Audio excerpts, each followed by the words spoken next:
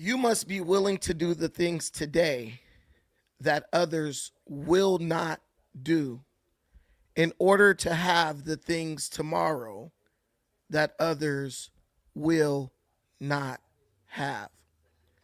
Les Brown said that. They're selling you a dream, my friends, and the price tag is your potential. We've moved from a culture of conquest. I mean, look at America. Whatever we wanted, we used to just go out and take it. You might be black in America and you might say, well, we were never colonizers. Use a lie. Because what was Shaka Zulu doing all those years back? I know he wasn't walking around preaching the gospel.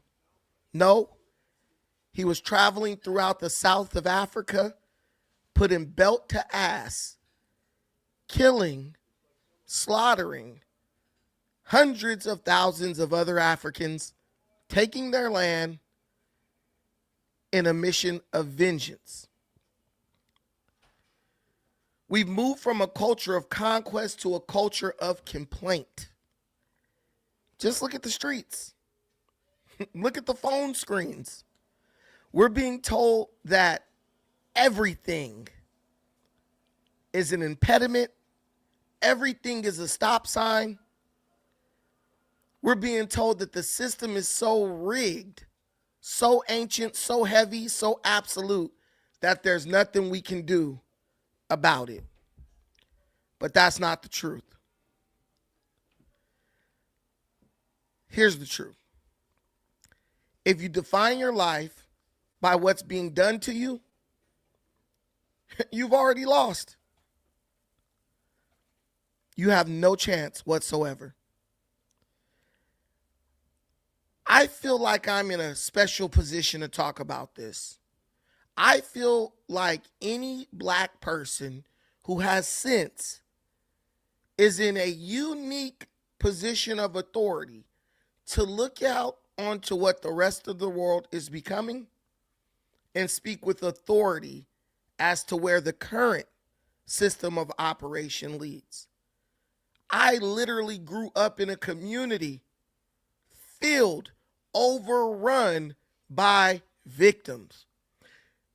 Too many people who every single day could do nothing better, couldn't find anything better to do, but constantly remind everyone of how much they suffered, how much they've been oppressed, and how all those years of oppression have put them in a position to where they could never, ever even dream to affect change in their own lives. We had a community of builders, inventors, giants whose shoulders we stood upon, who made us know that we were capable of doing anything we put our minds to. You had George Washington Carver, Marcus Garvey, Booker T. Washington. Hell, you have Malcolm X. You have Frederick Douglass, Martin Delany. You had giants, Zora Neale Hurston, Langston Hughes. People who challenged you and dared you to dream that there was something more out there for you than what you have been handed. We went from a community of people with a can-do attitudes to a cadre of niggas just standing on the corner. If anyone knows where the spirit of victimhood leads, it's a black person. But do black people use what we know? Do we use the facts that we have become all too familiar with to warn others about the direction we see the world going in? No, not us, not us. We gonna jump right on in and start playing victim too. We've come so far that even people who are born with privilege are finding a way to make themselves a victim. You got a young white man, good looking, blonde hair, blue eyes, bushy tail, trust fund baby. Daddy was a stockbroker. Mama was a stay-at-home wife. He look out into the world, which is truly his oyster. He can do anything he wants to do. And does he go out and do it these days? Hell no. He puts on a dress and puts on some lipstick and say, everybody hates trans people, and now he's a victim. This is the world we live in. Victimhood has become currency. They're selling it and they're buying it. It's like crack cocaine. And while that puts people who have traditionally been disenfranchised and marginalized in a unique position to move from the back to the front of the pack, we don't take advantage of the opportunity. Instead, we just join on in the victimhood Olympics. We talk about everything we can't do. It's so bad that a person could come to America right now today from a third or a fourth world country, and in a matter of months, he can gain more wealth than some of these victims have amassed in their whole entire life. Because at the end of the day, it's all about the goal. Everywhere you look around, help wanted signs. But you come to the internet and people screaming about, it ain't no jobs. Boy, it's 7 million jobs available in America, maybe even more. Yet we have people online talking about, look at the black unemployment rate. I would challenge you to look at the black application rate. How many of these people are actually attempting to go out and get a job? Why would they do that when they could get on the internet and become a social media star by playing the victim? Like I said before, if you define your life by what you can't do, you've already won. I mean, you've already lost. You've already lost. We're being taught in these days that when you see an obstacle, instead of trying to go over it, around it, or through it, you should just stare at the obstacle, document the obstacle, and wait for the obstacle to apologize.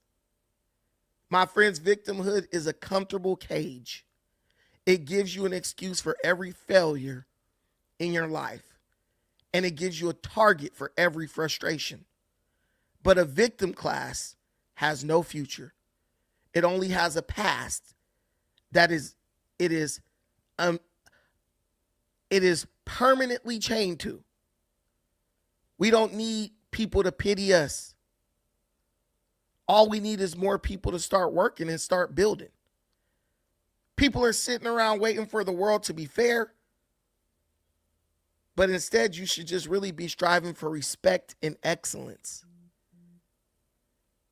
Today I'm going to take my daughter to volleyball practice.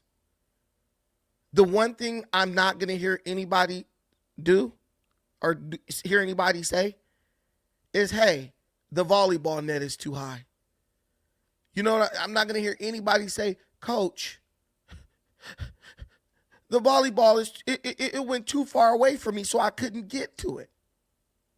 It's so funny that in a world, in a country where we have so many great athletes and people who have just almost superhuman abilities, you have even more people who are permanently consigned to the idea that they are just incapable of doing anything to change their current situation.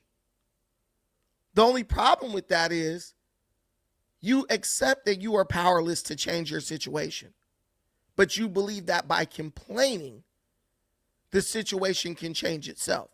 You can't change your situation, but you are totally sold on this idea that somebody else can. Well, if you can't do it, why would you think that they can do it? They wake up with 24 hours in a day. They got 10 fingers, 10 toes, 2 legs, 2 arms, 2 eyes, 1 nose, and 2 ears, just like you. They got a mouth that they can use to speak. You have a mouth that you can use to speak. But instead of using it to speak, you just use it to complain. And then you wonder why nothing is going your way. There's another teaching from the teacher, Les Brown. He talks about the world that we are living in. And he basically makes the world make sense by reducing it down to 3 C's. The first C is change. This world will always change, and there's nothing really you can do about that. The only thing you can do is develop the skills to make the change a little bit easier and a little bit more bearable. The second C is competition or complexity. Every day you wake up, the world is growing more complex. Things that people used to take hours or days or months to do, people can use things like AI to do in a matter of seconds. You used to have authors that would go to a retreat for a year just to write a book. Now, you could tell AI, write me a 5,000-page book about a dog playing with a ball. Boom, in a couple of minutes, done. The world's going to continue to grow more complex. And as technology grows more complex, people's methods of playing the victim will become more complex. People's desires will become more complex. Figuring out exactly what they want will become harder and harder. But what will become harder than that is figuring out what you want. You think your life is going to be decided by what's going on across the water in Iran? You think hating on America and hating on Israel and or the opposite way, hating on Iran is going to have a realistic impact on your outcome? It's not. Those things are just a distraction that you're using to keep from having to face the reality of your existence. You might be a little bit behind. You didn't work as hard as you should have in your earlier years. So you don't have all the things you want. You don't have all the things that others have. But you still have time to get to work. But B, I don't want to work. I want to walk to the coffee shop every damn morning. I want to go to the bar every night and fall down drunk and wake up in the morning. Well, wake up at noon, 2:30, 3 o'clock to walk to the local coffee shop for a little pick-me-up and do it all over again. I ain't got no time for a job. But the problem is you want all the things that everyone else has who's putting in the work. So how will you get them? I know how you're going to get them. You're going to complain until somebody gets so sick of hearing you that they decide, you know what? Let me just give it to you. And if they don't have it to give to you, you complain to a politician. So he could say, well, let me take it from someone who has more than you and force them to split it with you. My friends, in order to have the things you must be willing to do the things today that others will not do, to have the things tomorrow that others will not have. There's no way to get around that. Every single day when you wake up, this will be the reality. It's not going to change until the day you die. So I think we should all stop complaining. I think we should all stop trying to find a way to fit ourselves into the squared circle of victimhood. Trying to put a round peg into a square hole. I think we should look at all the opportunities we do have, focus on that, and exploit those opportunities until we are able to acquire every single thing our heart desires. What do you guys think? Thank you guys for being here. I hope my monologue wasn't too long. Yeah, I want you to pick fruit, boy. If that's what you got to do to make that money. If that's what you got to do to make that money.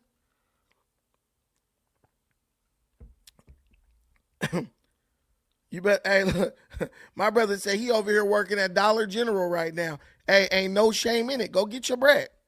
Go get your paper up. Go get your money. As long as you ain't complaining, I respect everything you doing or you got to do to get that Skrilla, man, to get that paper. Guys, we have all these victims in the world now. Everybody and their mama is a damn victim. I'm living in California. You got people with multimillionaire parents living in their house or paying rent for them, and they steady complaining. I remember when I was younger, I met a dude. He was from Silver Lake. That's a very rich area in California. The dude said he moved to Long Beach because his favorite bar was here. And he likes going to the bar all the time. So he just got an apartment like a block away from the bar so he could always go there. You know who was paying his rent? Mommy and daddy. Mommy and daddy were making sure that their trust fund baby could live in close proximity to his alcohol-filled nipple so he can go and get drunk and party every night. I bet that guy is running around here somewhere with an EBT card talking about how capitalism has prevented him from making something of himself. We are that far gone. It is ridiculous.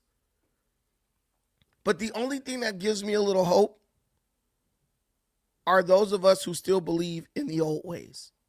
Hard work, dedication, perseverance, going out, doing the things you have to do to get the things you want. Asking not what your country could do for you, but what you could do for your country.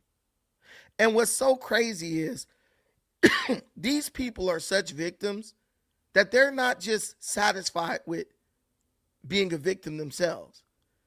They have to figure out ways to make you adopt this idea that you're a victim. Because the more you strive for excellence, the more you take accountability and responsibility for your existence, the more it makes them realize what lazy bums they truly are. And they can't ever let somebody expose them to the reality of their existence. So they have to find a way to discredit that person or bring that person over to their side. Everybody has hard times. Everybody faces tough times. Everybody has obstacles that they're forced to deal with in their life. It doesn't matter who you are. But some people are going to let that situation get the better of them, while some people are going to do what they have to do to defeat that situation. It's as easy as that. All over the internet, I'm looking and I'm seeing people just criticizing. That's what we do these days. It's just criticize, criticize, criticize, criticize. Zero solutions, zero alternatives, no effort to try to make things better through your own, your own effort, your own ability. All it is let's just criticize everybody else because they're not doing the things the way that they want, that we want them to do it. I've been talking and debating back and forth with people about this Iran situation. And people have been on me, you're a sellout. You are a tool of Israel. The Zionists have paid you off, all this stuff. Listen, if the Zionists paid me off, I wouldn't have a donation button up there asking for 10 donations of $5 or more. Trust and believe that. But the reality is I don't really have a dog in the fight except for America because I live here. But beyond that, I really don't care. But my biggest issue with everything that we see going on is you have a bunch of people complaining about everything that's happening, telling you that their side is better than the side you've chosen for yourself. But they can never tell you what their alternative is. I promise you. I would challenge a liberal person. I'll put the link in the comments to come up here and talk. I would challenge any liberal person. You don't even got to be a liberal. Click the link. Hey, Brandon, you voted for Trump. That's the wrong thing. Okay, tell me who I should vote for in 2028. I got people talking about, Trump voters, are y'all happy that y'all with what y'all got? I mean, shit, what was the alternative? More than happy for what I got, I'm happy with what I didn't get. Everybody knows what you shouldn't have done, but they can never tell you what you should have done, and they can never tell you what you should do going forward. You want to silence a protester, one of these bums in the street, one of these free Palestine losers? You want to sign one of these, you pick the cause because they got so many, you can't even keep track of them. Ask them what's their solution. Ask them, hey, you know what I should do, or you know what I shouldn't have done. What would you suggest that I do? And I promise they won't have an answer for you, because these people's job is to constantly criticize the people that are taking action. Trump shouldn't have bombed Iran. Okay, dude. So what were you going to do to ensure that a radicalized terrorist government didn't get a nuclear missile? I don't know. SpaghettiOs. They don't know. They just know that they're angry and they're mad as hell because of what Trump did. I got a friend who hates Israel for some reason. I can't tell you why. We grew up together. I don't know what no Zionist ever did to him, but he hates Israel. And I have no problem with his issues or him not liking Israel. I have no issue with that. It doesn't move me in any way. But my only question to him is, why? What have they done to you to make you either like or dislike them? Same thing with Iran. What have they done to you to make you either like or dislike them? The only real thing that gives me smoke from Iran, for Iran, is they always chanting death to America, and I happen to live here. They kidnapped some U.S. troops, blew up some troops. I don't think that's great, right? The only issue I have with Hamas is they kidnapped some Americans on October 7th. Don't do that. But I don't have any animosity towards these people. I don't know these people. I'm sure there are plenty good people over in every last one of those countries. The only thing I understand is that there's a bunch of people in America that I know for a fact don't give a damn about that situation over there, but they're using the situation just to weaponize it against the current administration of the United States of America. And I'm even okay with that. The only thing I need you to tell me is, what is your alternative? Who would you pick instead? Would you pick Chuck Schumer?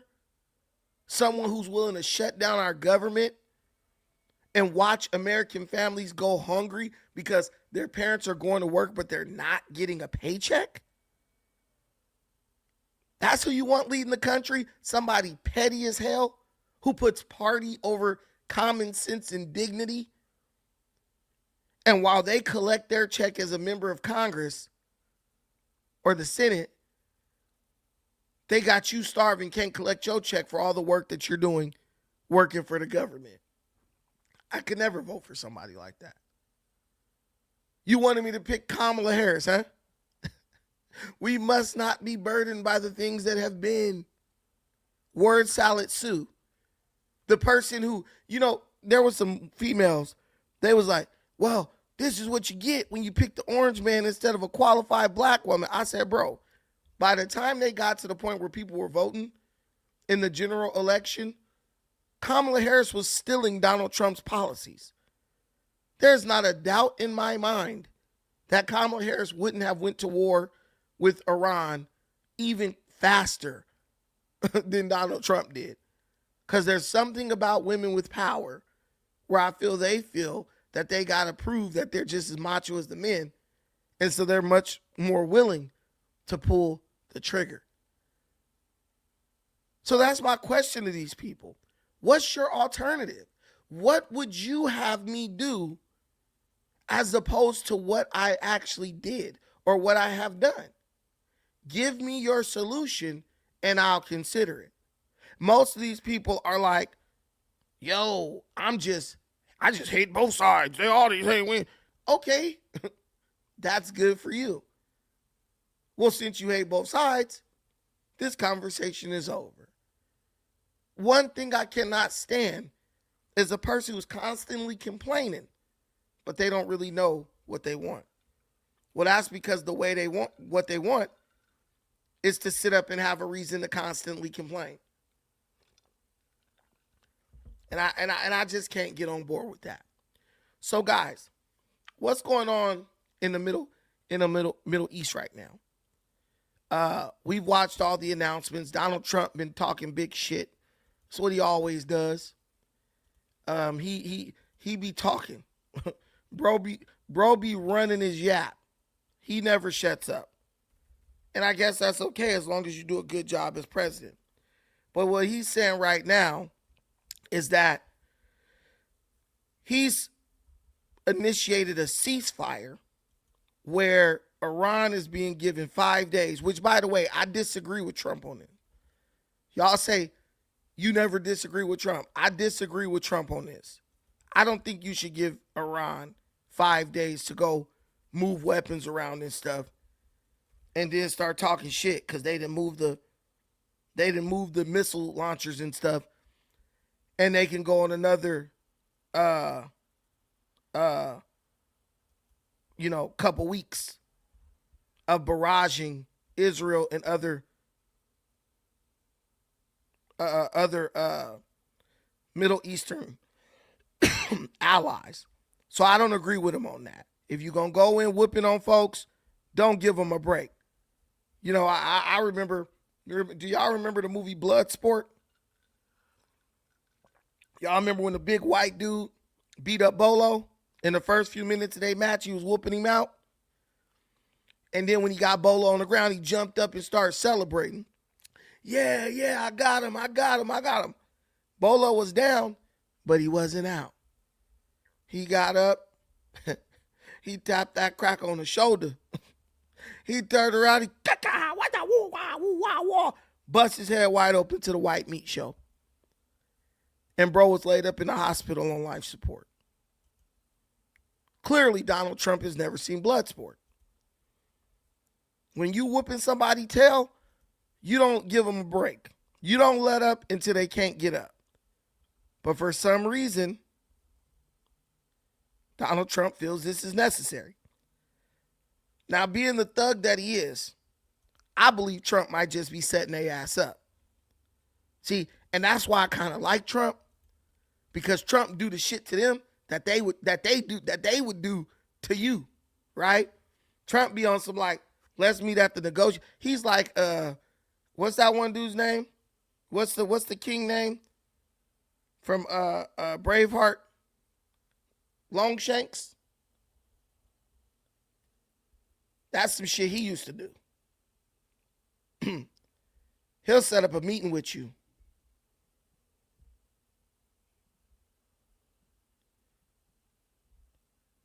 Edward the First, Edward Longshanks.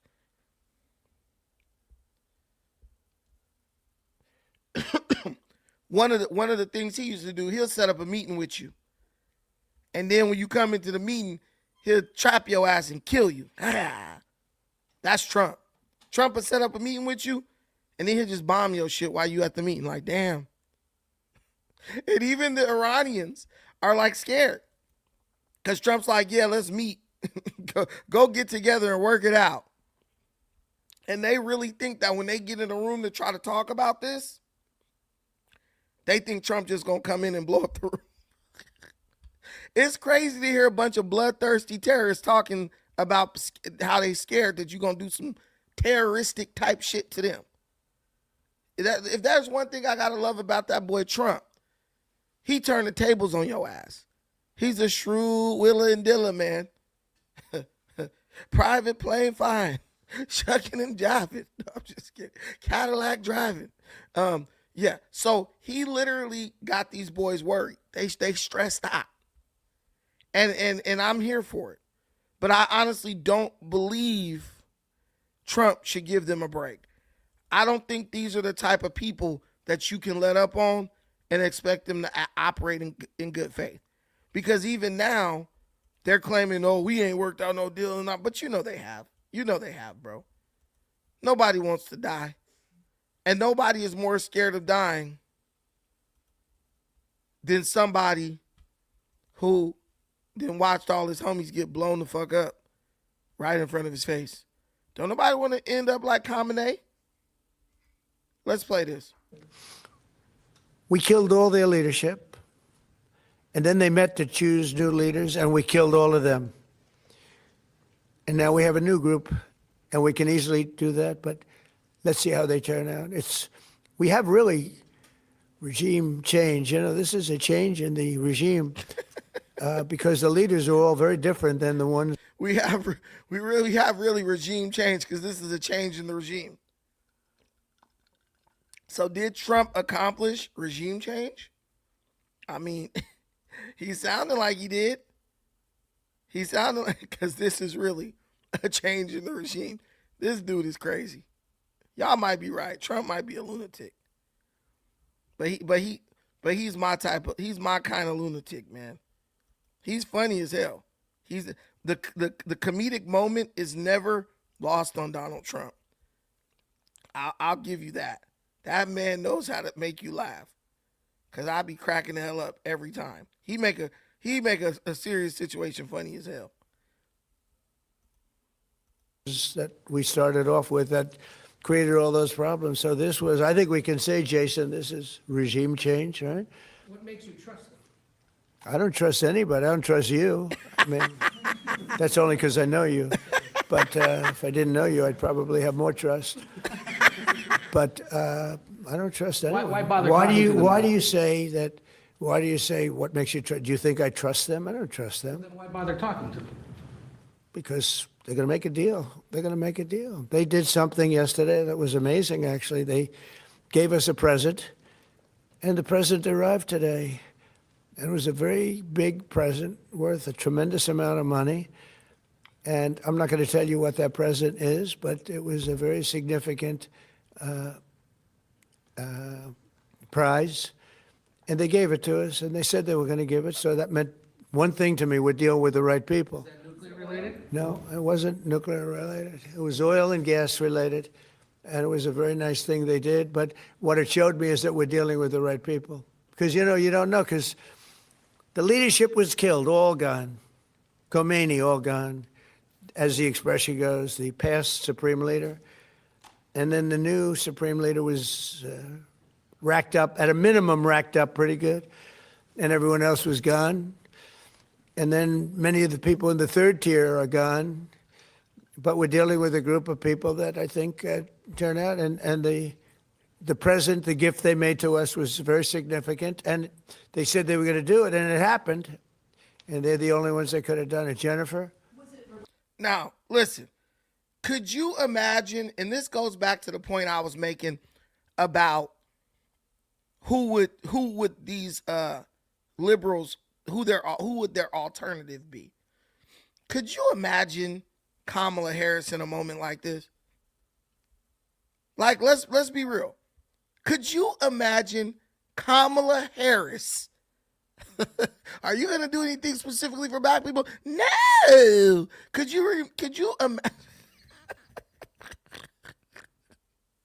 I remember Donald Trump was like, she talks in rhyme.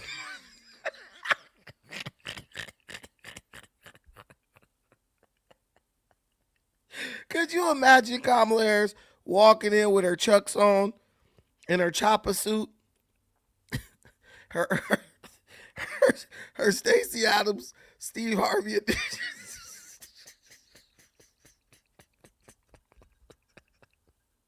Could you imagine her trying to negotiate with somebody like a real enemy, somebody who really want to do Americans bad?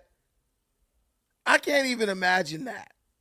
And I know if you have common sense, you can't imagine it either. Angel Bay, hey boo. Could you imagine word salad Kamala going to negotiate with the Iranians? Here's what we want. We want what we want. when we want what we want to want when we want to want it. They'll be like, dude, keep the nuclear facilities running. No one would take that woman serious. Yet you have people talking about, don't you regret not choosing a qualified black boy? This is who I chose. This who qualified to me. Somebody who gonna play dirty with their ass.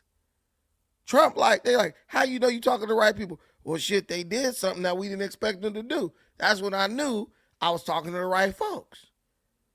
Somebody who gonna get up there and just say what needs to be said for the sake of, it needing to be said. And I'm talking like Kamala Harris right now.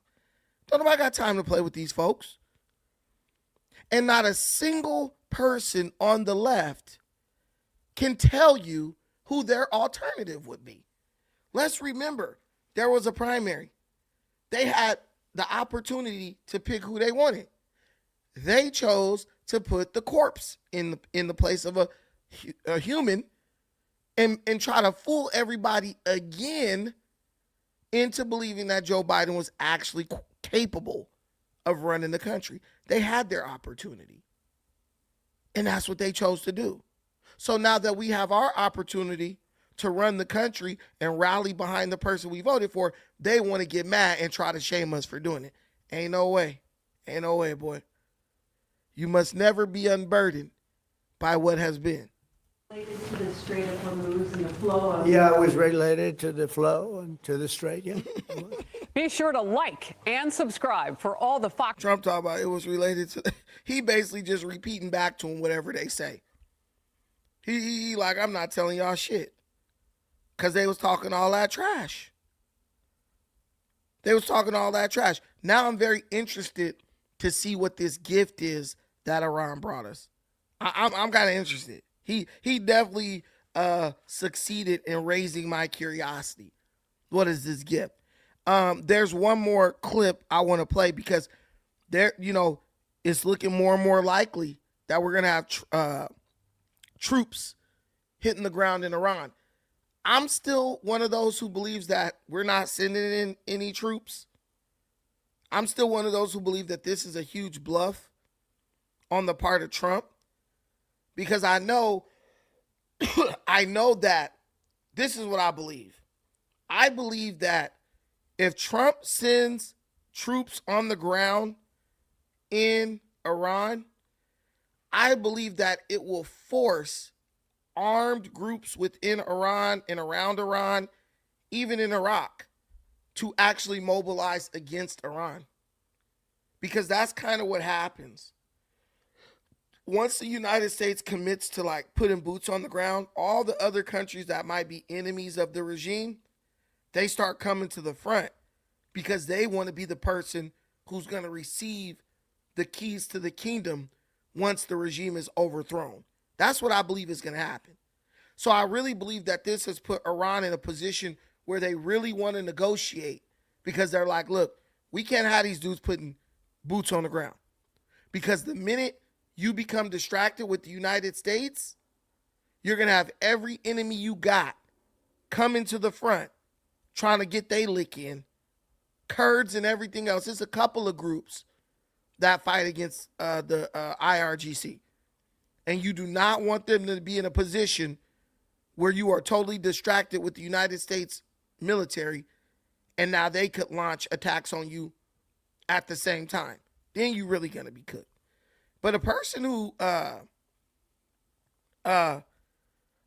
who agrees with me on the situation in Iran and who doesn't think Trump should let up on the bombing is the crown prince or king of Saudi Arabia.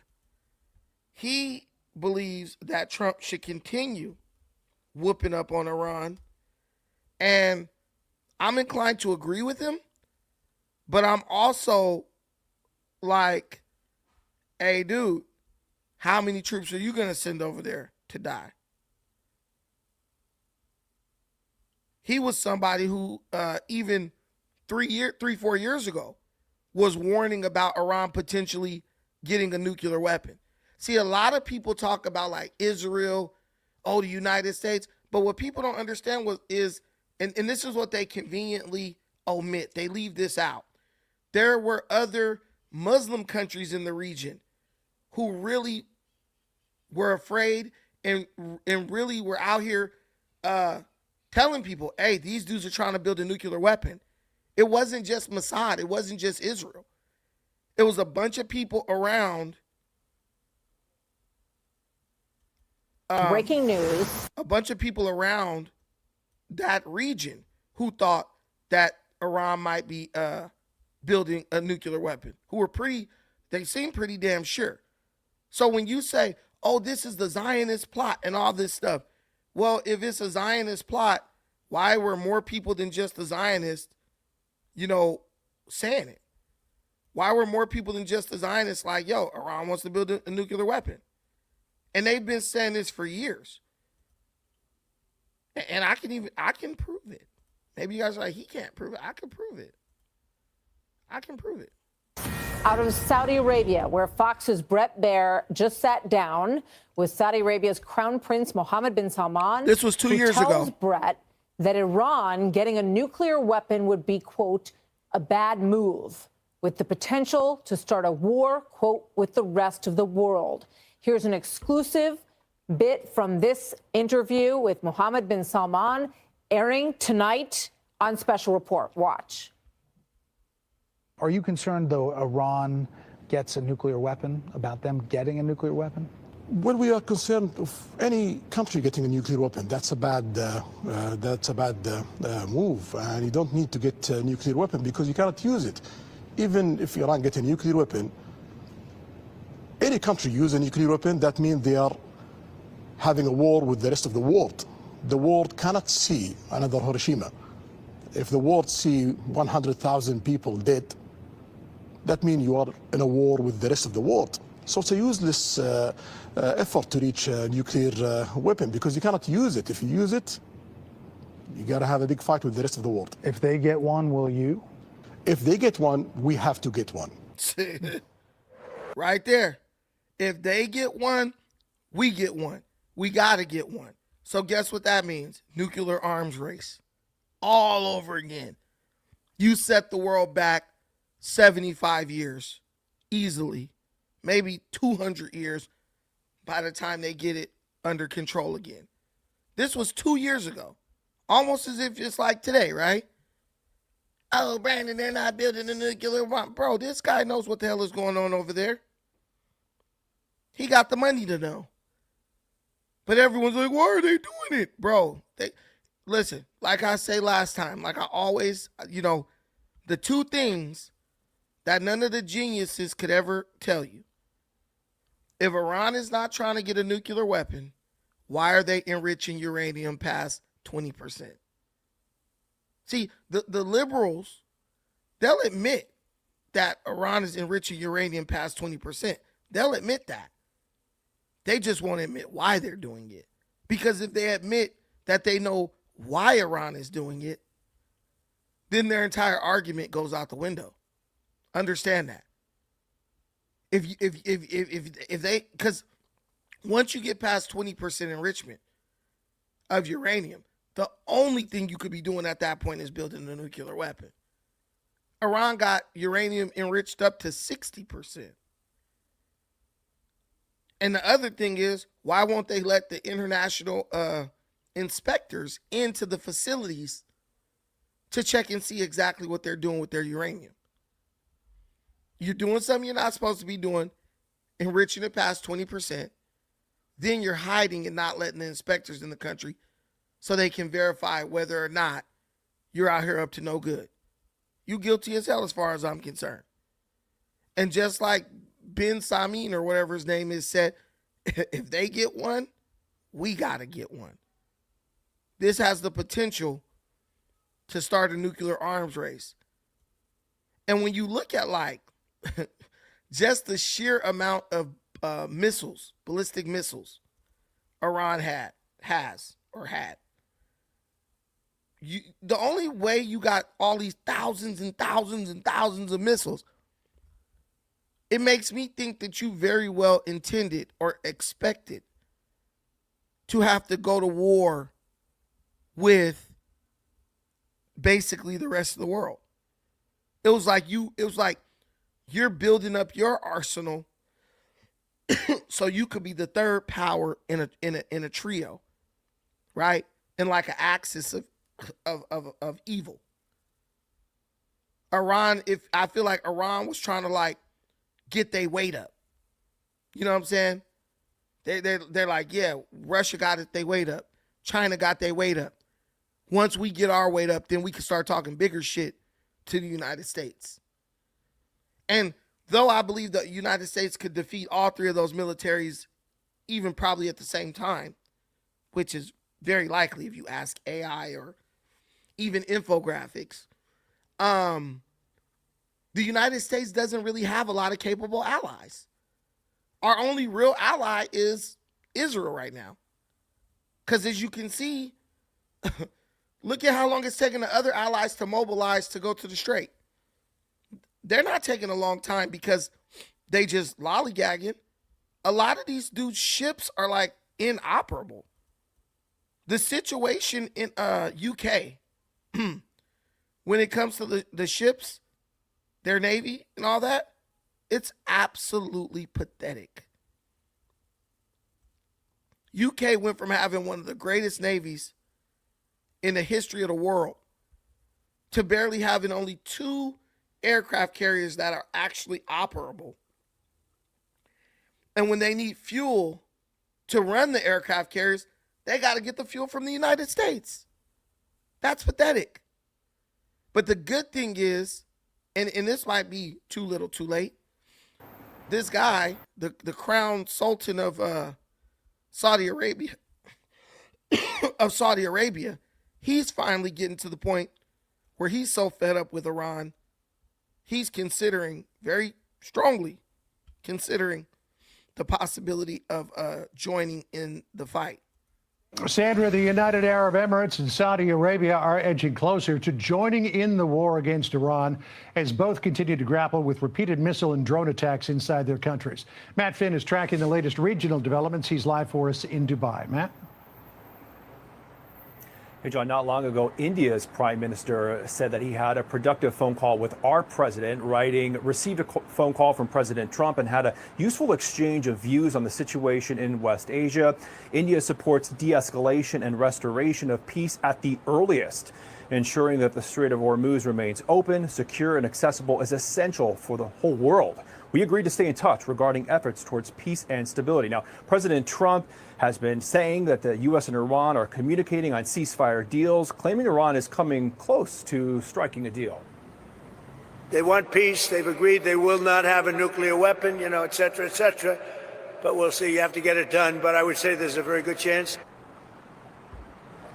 Now, yesterday, Iran initially denied that it's holding talks with the U.S., but now Iran's foreign minister has held separate calls with his counterparts in Egypt, Oman, Pakistan, and Turkey. And those are the same countries reportedly attempting mediation with the U.S. and Iran to end the war. So it seems like there may be some back-channel discussions going on.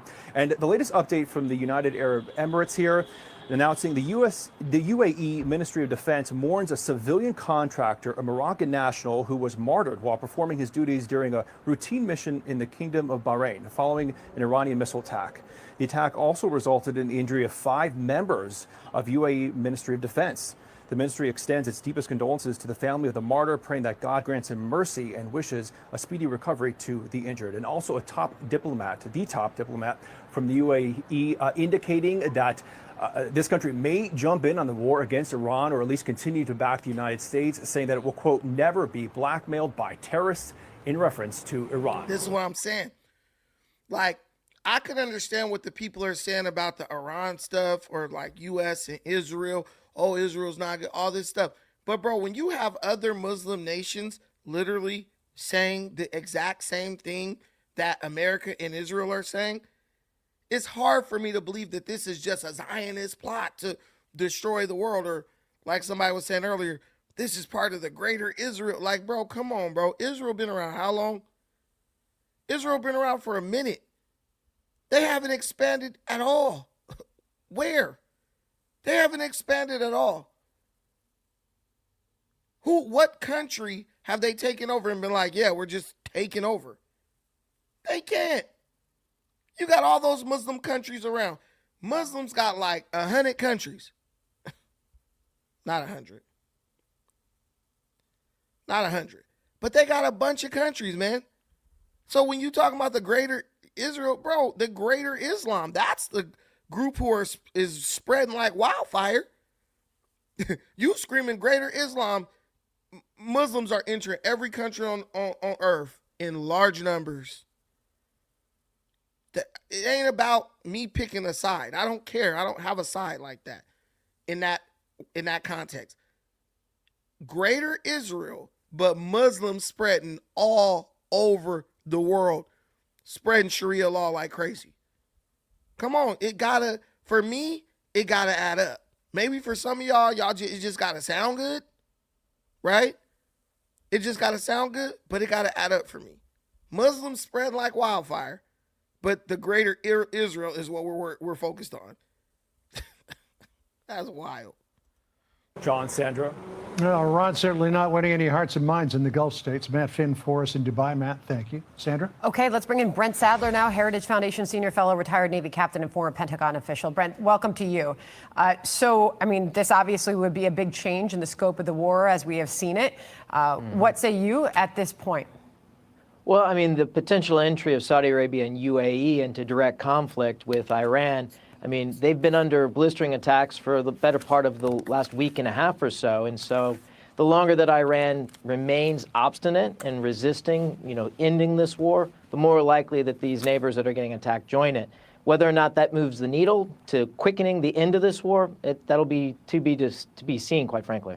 General Keane weighed in earlier on what makes him skeptical about these talks. Listen.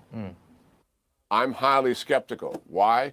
Because this is a regime for 47 years. They are pathological liars and they're cheaters.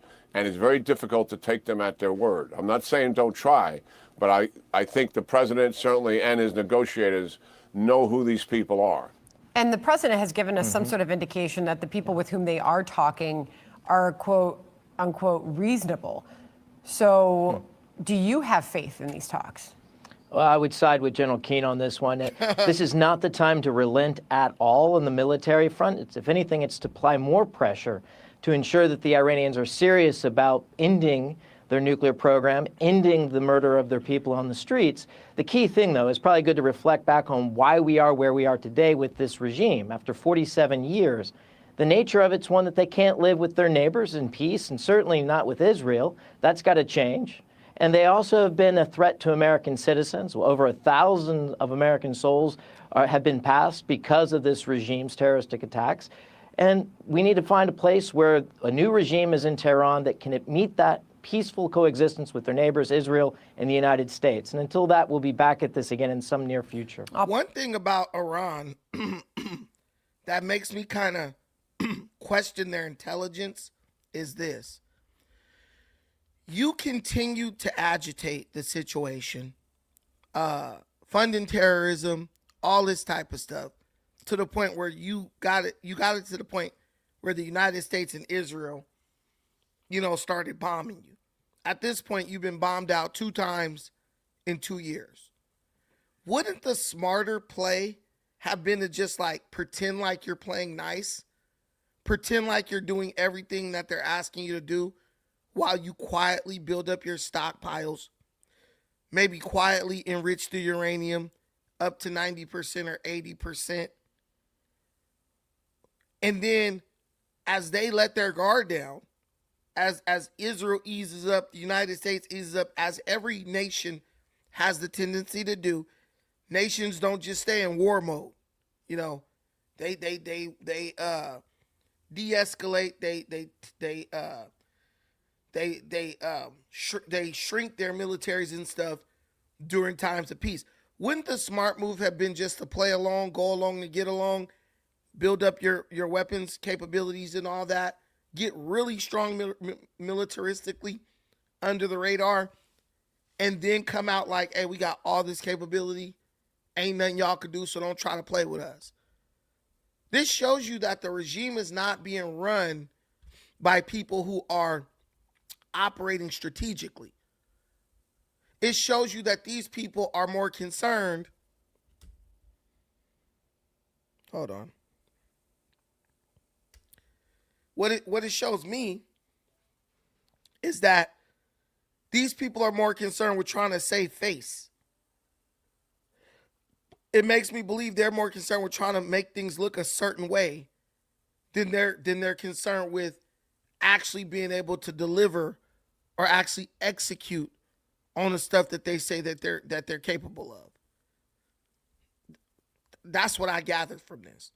Because look at you now. You're not ready. You're not prepared to go to war with the United States or Israel, really.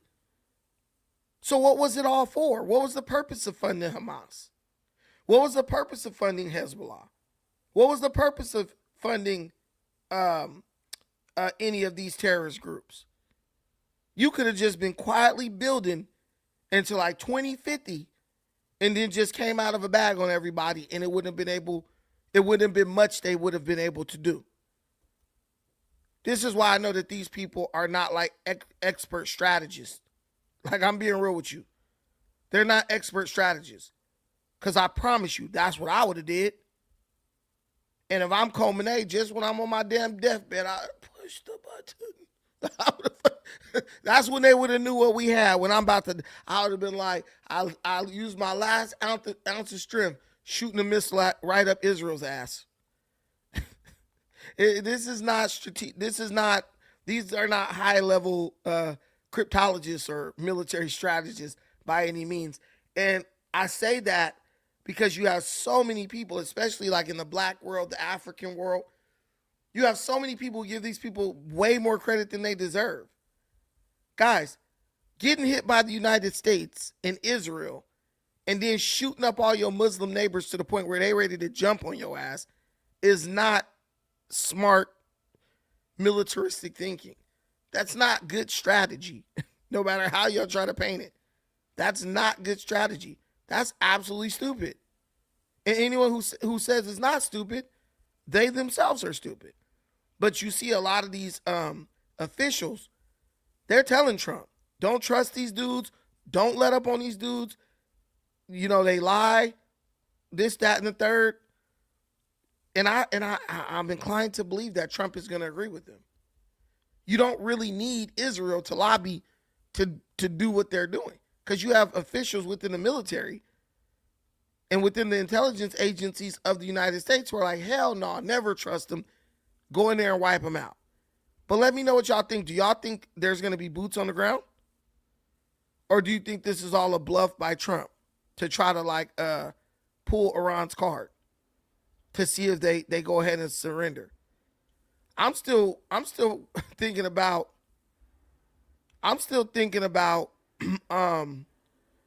what this gift that he received was. Because, you know, the United States sent a list of demands over there. They sent a list of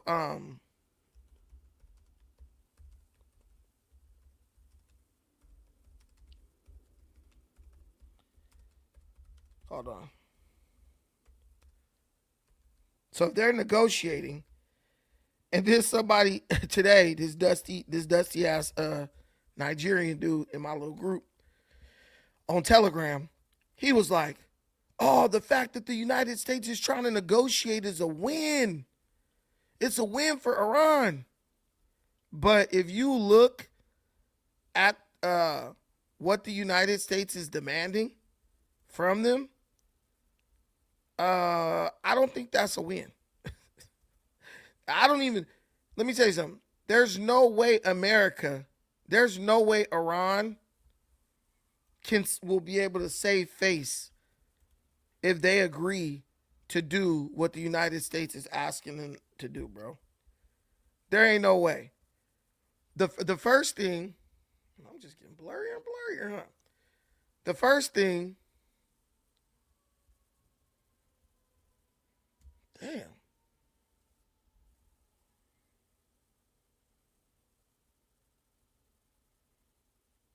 Hold on, I'm trying to make my screen, my visuals better. Damn.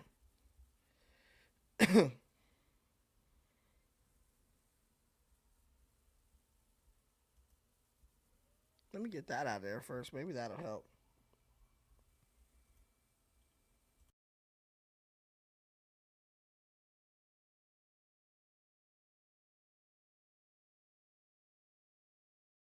Visuals are weak. Okay, so yeah, if they agree to this stuff that the United States is asking, much better, much better. If they agree to this stuff that the United States is asking for, there's no way they're going to be able to save face. Period. There's no way. The United States is asking first and foremost that these boys fully dismantle all of their nuclear program. Done. No more nuclear program. That's like their bread and butter, bro. That's like all they got. And also, the reason why they initially were saying they needed nuclear is because they wanted to use it to like power their country. I don't know if you guys know this, but nuclear power is the cleanest source of energy in the universe right now. Nuclear power is the cleanest source of energy in the universe. Did you guys know that? I bet you didn't know that. They talk about wind and solar and all this crap. Don't even come close to nuclear. For like environmental reasons, nuclear is the cleanest. So they would be basically handicapped. They're basically trying to turn Iran into Japan. Well, Japan has a little bit of military capability. But they're literally trying to turn Iran into Japan after World War II. They're defanging them.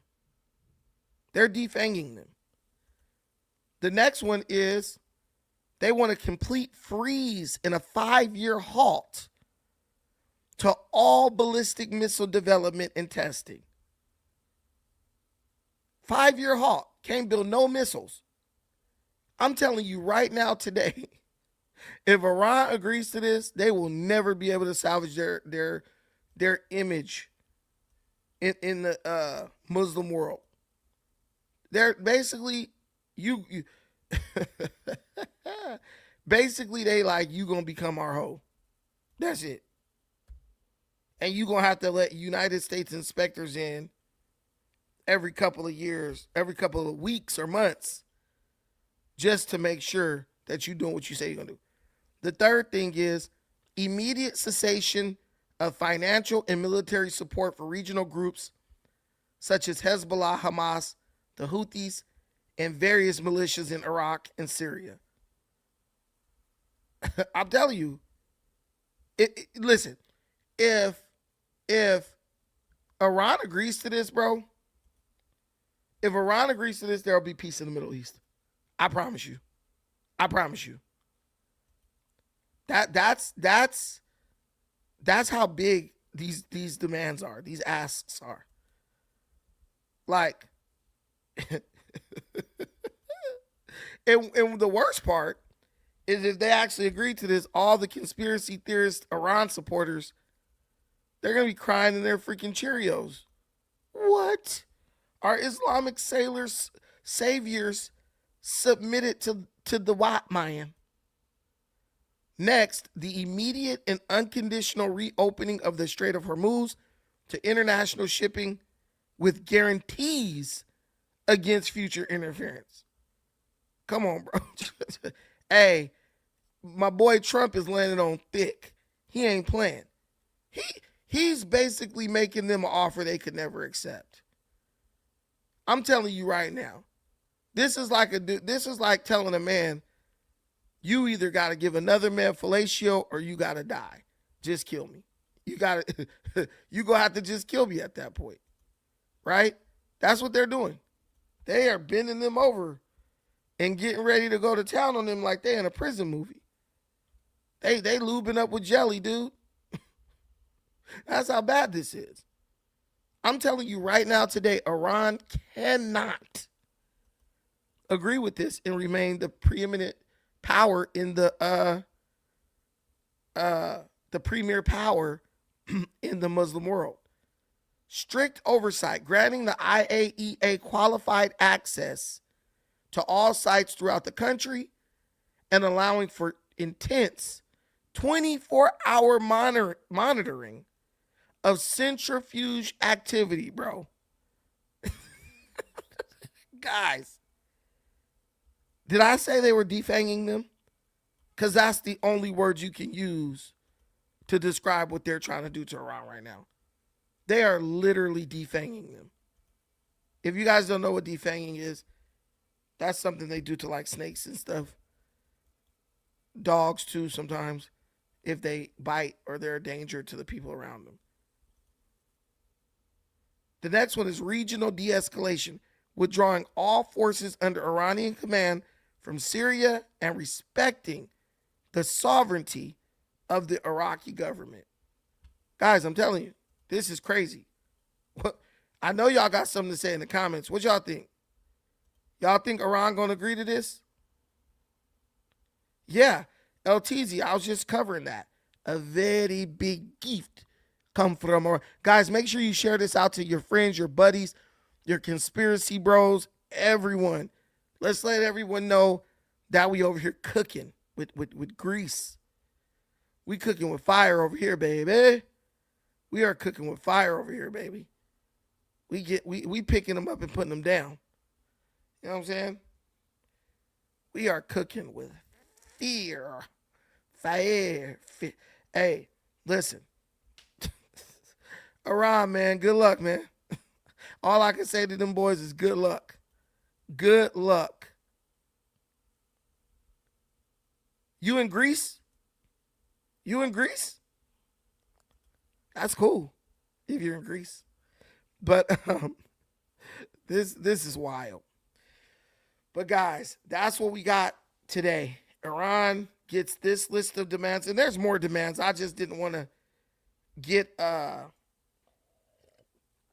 Pops is from Greece. Yeah, my uncle was stationed in Greece a long time ago.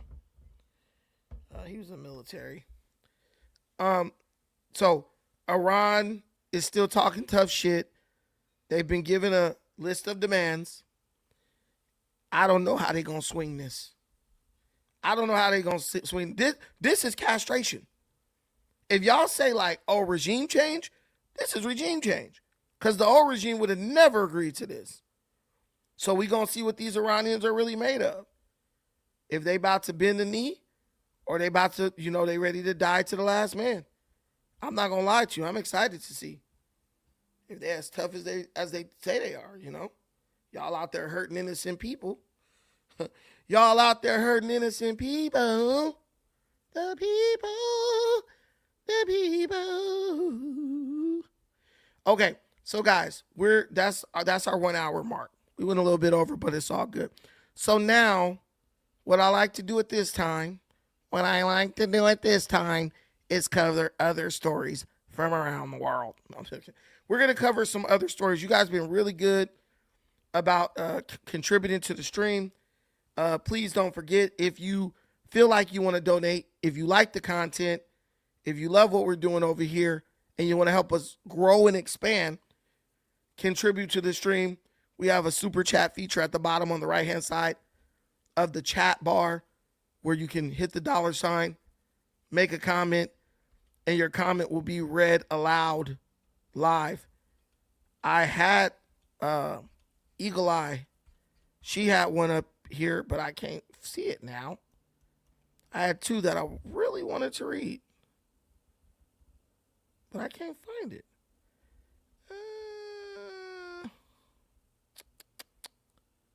What is this? No. Okay, hold on. Maybe I could get it here. No, man. Dang.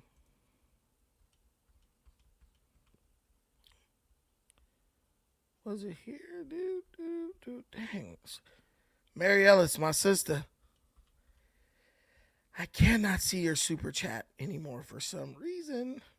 The reasons that we... I don't know the words of that song.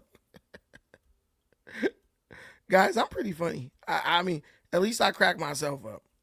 Don't leave. We're going to some more topics, guys. Chill. Chale.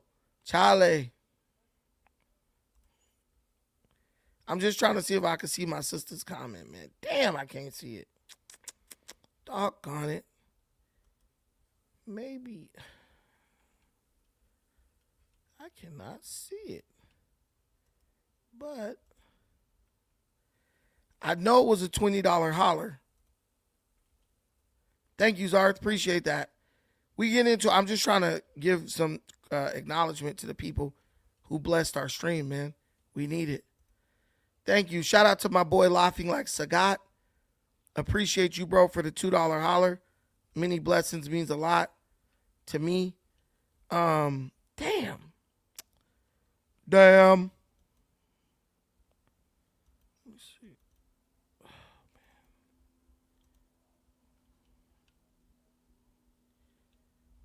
man. You would think they would have a feature where you could just like click the chats, that the big ones, the ones that are, the ones that are, where they donated money, but for some reason I can't see it.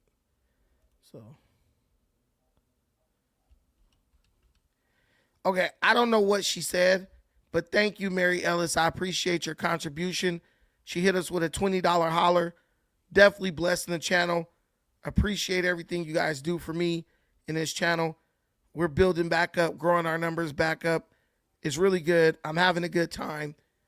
I'm live daily and just really, connecting with a new audience.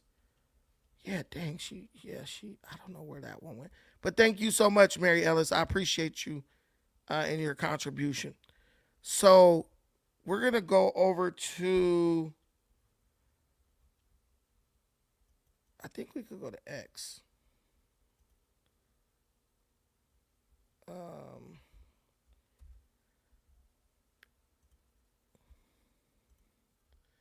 And I've been clipping these out.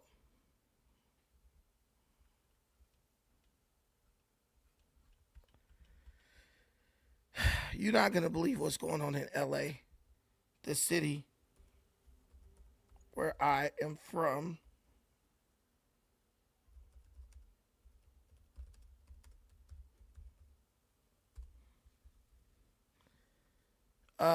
There are people right now, you might not believe this, but there are people right now living in the sewers of Los Angeles, a city that has a city in a state that has spent billions, literally tens of billions of dollars to fight homelessness.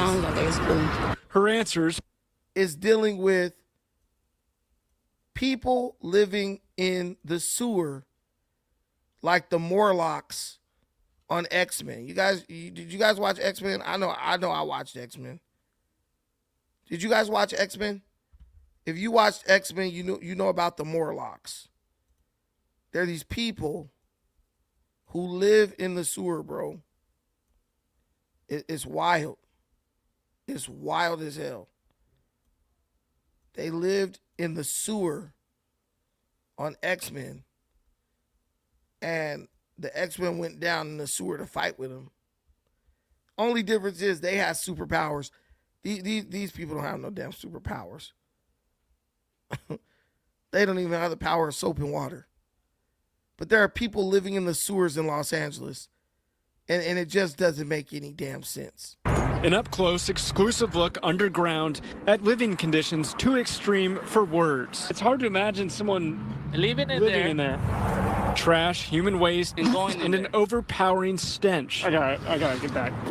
Just moments earlier, we watched someone climb out of that storm drain using the sewer as shelter. Water and food? Her answers hard to understand. But the area, 88th and South Grand, overwhelmed with RVs, tents, and trash. Hello, yes. Juan Nala with nonprofit Clean LA with me was picking up garbage here Monday. We got a lady living down there. When he saw not one, but two people emerge from the storm drain. I can't explain that. You know, a person living like a rat, worse than a rat, Come on. Hello? And just 2 weeks ago, it happened again.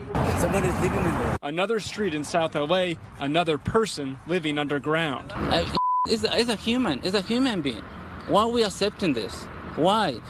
All the officials, they have to do something. They have to fix this problem. It pisses me off. That's why I was like, what y'all doing? Finna tell them to clean it up? Neighbors angry say they've reported the problems but feel ignored. Like, we need job help. We need that money. The public here need that. A shocking snapshot of survival at its lowest point. This person doesn't deserve to live like this. Nothing even. Hey, man, it's a sad situation.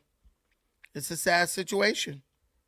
But at a time like this, all you can do is look at the leadership. Y'all out here, oh, this is a sad, tragic story. Well, look who's running LA, bro. Look who's running LA. Look who's running California. When you look at the situation in the streets of Los Angeles, it makes perfect sense if you look at the people running the country. A bunch of Marxist socialist radicals. The lady Karen Bass, who is the mayor of Los Angeles, she is currently, okay, this woman has women in her city living in the sewer. Not to mention only about 2-3 miles away from that spot, you have women being trafficked all up and down the street on Figueroa, walking down the street butt-ass naked, getting trafficked. There's a socialist female mayor running Los Angeles, and this is going on under her watch. And do you know what she's focused on at this moment? I'll tell you one thing, it damn sure ain't homelessness and trafficking. She's focused on trying to rip down all the statues of Julio Cesar Chavez. I think his name is Cesar Chavez. Of Cesar Chavez, the famous migrant farm worker leader who fought for migrant farm workers' rights, legal American migrant farm workers' rights. She's trying to destroy this man's image posthumously by saying that he raped this lady named Dolores Huerta, who basically was the pass around for all the migrant farm worker big dogs. She's trying to tear down this man's legacy, saying he raped this lady who had 5 kids by his own brother, who left his brother and went and moved in with him, and left her husband to move in with the brother. Just a pass around. Right now, Karen Bass is on a mission to destroy Cesar Chavez's legacy. So she doesn't have time to worry about what's going on in her city with people living underground. She doesn't have time for it. She doesn't have time to deal with real issues because she's too busy worried about issues that really are totally unverified. Random accusations. And many people in LA argue that she's simply trying to replace Julio Cesar Chavez with Dolores Huerta because Dolores Huerta is a woman, and Karen Bass is a feminist Marxist. And this is bad, and the area isn't safe either. We actually had to drive a few miles away just for safety reasons for this live shot. But the things we saw, we won't forget. An up-close, exclusive look underground at living conditions too extreme for words. It's hard to imagine someone living in there. Trash, human waste, and an overpowering stench. I gotta get back. Just moments earlier, we watched someone climb out of that storm drain using the sewer as shelter. Water and food? Her answers hard to understand. But the area, 88th and South Grand, overwhelmed with RVs, tents, and trash. Hello, yes. Juan Nala with nonprofit Clean LA with me was picking up garbage here Monday. We got a lady living down there. When he saw not one, but 2 people emerge from the storm drain. I can't explain that. A person living like a rat, worse than a rat. Come on. And just 2 weeks ago, it happened again. Somebody's living in there. Another street in South LA, another person living underground.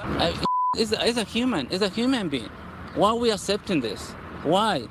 All the officials, they have to do something. They have to fix this problem. It pisses me off. That's why I was like, what y'all doing? Finna tell them to clean it up? Neighbors angry say they've reported the problems but feel ignored. Like, we need y'all help. We need that money. The public here need that. A shocking snapshot of survival at its lowest point. This person doesn't deserve to live like this. Not even the neighbors. So I just got a statement from the mayor's office about 5 minutes ago saying that this is tragic and unacceptable, and then they're going to be out there tomorrow offering resources and help and trying to clean up this area the best they can. Reporting live tonight, Matthew Seedorf, Fox 11 News. So the mayor, oh, this is tragic. We're going to try to clean up this area the best we can. Bro, they know that these areas look like this. You telling me that Karen Boss need to know what Skid Row looked like? Oh my God, it's tragic. I had no idea that it was like that. She's a liar. And we're going to do the best we can. The best you can is clean it up. Go down there, clean it up, and tell that crackhead lady, hey, if you come back down, you're getting arrested. You going to jail. But the reality is they keep talking about homelessness. I live in LA County, and I'm telling you, the problem is not homelessness. That lady that you see in that picture, in that video, that is not the face of homelessness, bro. Trash. That is not the face of homelessness. This is not the face of homelessness. This is the face of drug use. This is the face of drug abuse. And the city of LA helps drug addicts stay on drugs. They give them needles, all types of stuff. They help them stay on drugs. This woman is not even homeless. This woman most likely has a place to live. But the problem is, if you guys will forgive me 1 second.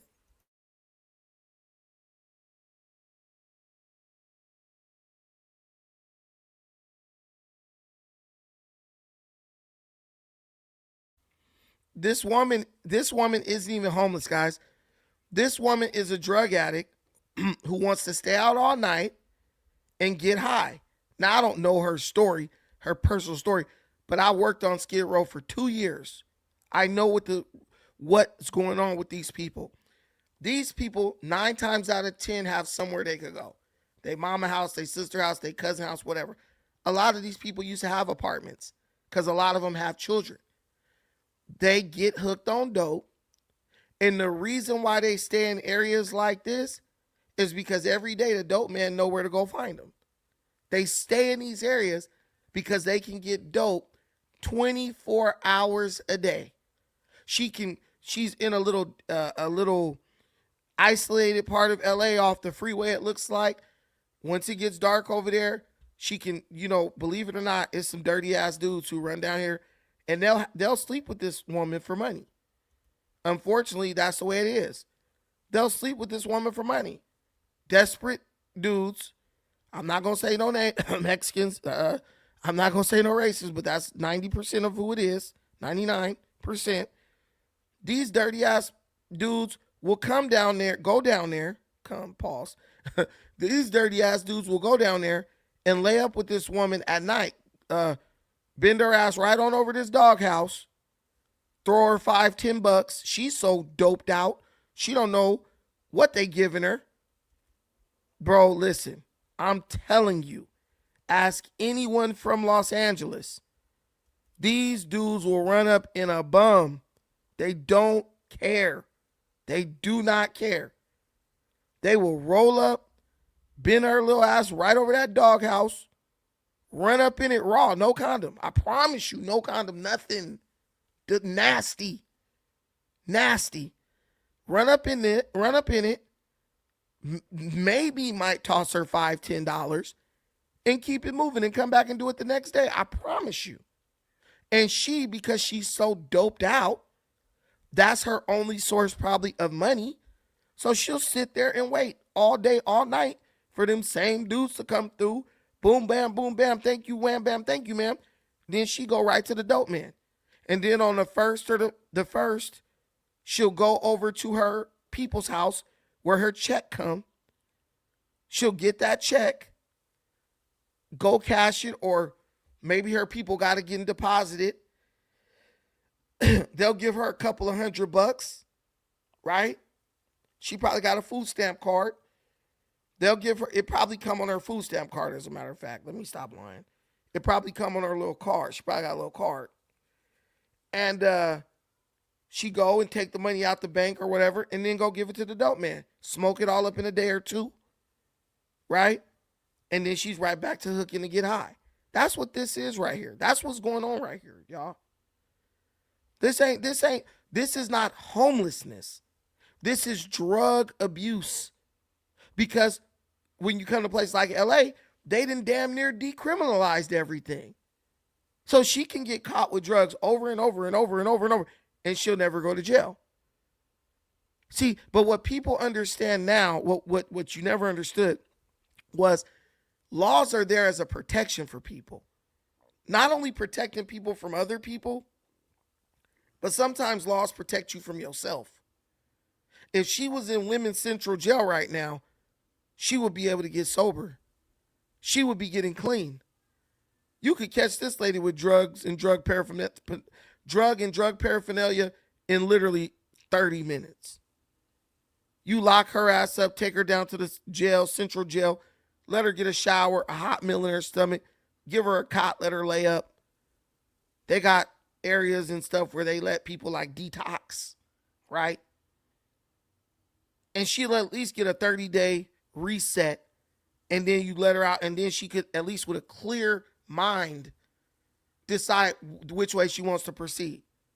But now, these damn greedy-ass LA politicians, let's decriminalize it. They want to decriminalize it because that's how they help the crime rate go down artificially.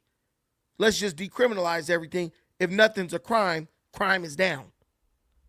It's disgusting. It's sad and it's pathetic.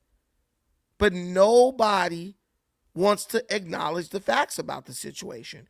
Everybody wants to sweep the shit under the rug. And as long as you keep doing that, you're going to keep having situations like this with people like her. And they're going to keep screaming, homelessness, homelessness, homelessness. But the situation is far more complex than her simply needing a place to stay. She got a place. You see this dog? No, I'm just fucking around. But she most likely has somewhere she can go. Because she has to have an address to be getting these government assistance, the government assistance. It's sad, bro. She walked up on that man. Can you buy me some eat? Give me some McDonald's. Just no shame. Her dignity is gone. She don't care who you is. Just give me some McDonald's. And I bet you if the camera wasn't rolling, she would have told him, I'll bend over for you right now over here, and you do what you want to, and just give me a couple bucks. $5. See, that's the hard part with the charity aspect. See, they use the charity to survive. That's where they get their food and stuff when they want to eat. And that actually enables them to use all their money for drugs. Oh, these people bringing me free food. So I don't got to use money for food. So I can use all the money for drugs. It's a vicious cycle. That's what I learned. That's why I stopped taking my ass down there to Skid Row. And it is perpetuated by the sellers, the users, and the people who say that they down there trying to help. Because everybody is getting something of value to them out of the situation. You think LA Midnight Mission want to close its doors because homelessness has been eradicated? Hell no. They pumping millions. They getting millions and millions, maybe even billions of dollars running through that place. They gonna keep it up and running. The millionaires who own it gonna keep it up and running. You see what I'm saying? You think Lydia House and Tarzana treatment facilities, treatment centers, you think they want to fix homelessness and drug abuse? Hell no. That's where they make their money. They've made this an industry. And as long as it's an industry, it's going to keep on going. It's going to keep on going. The damn mayor, oh, this is a tragedy. We're going to get somebody down there to help. Help and do what? Help and do what? They just say anything just to get you out of their face at the moment. It's real pathetic. I showed y'all the video, but I'll let y'all see it. Earlier, we watched This is bad. Y'all And wanna the see it area one more isn't time? safe either. We actually had to drive a few miles away just for safety reasons for this live shot. But the things we saw, we won't forget. An up-close, exclusive look underground at living conditions too extreme for words. It's hard to imagine someone living in there. Trash, human waste, and an overpowering stench. I gotta get back. Just moments earlier, we watched someone climb out of that storm drain using the sewer as shelter. Water and food? Her answers hard to understand. But the area, 88th and South Grand, overwhelmed with RVs, tents, and trash. Hello, yes. Juan Nala with nonprofit Clean LA with me was picking up garbage here Monday. We got a lady living down there. When he saw not one, but two people emerge from the storm drain. I can't explain that. You know, a person living like a rat, worse than a rat. Come on. Hello. And just 2 weeks ago, it happened again. Somebody's living in there. Another street in South LA, another person living underground. It's a human being. Why are we accepting this? Why? All the officials, they have to do something. They have to fix this problem. It pisses me off. That's why I was like, what y'all doing? Finna tell them to clean it up? Neighbors angry say they've reported the problems but feel ignored. Like, we need y'all help. We need that money. The public here need that. A shocking snapshot of survival at its lowest point. This person doesn't deserve to live like this. Not even the neighbors. So I just got a statement from the mayor's office about 5 minutes ago saying that this is tragic and unacceptable, and then they're going to be out there tomorrow offering resources and help and trying to clean up this area the best they can. Reporting live tonight, Matthew Seedorf, Fox 11 News. We're offering resources and help. Y'all, this lady is past the point of an offer. At this point, this woman needs a lawful intervention. Now, you don't want to tread on somebody's rights. I get that.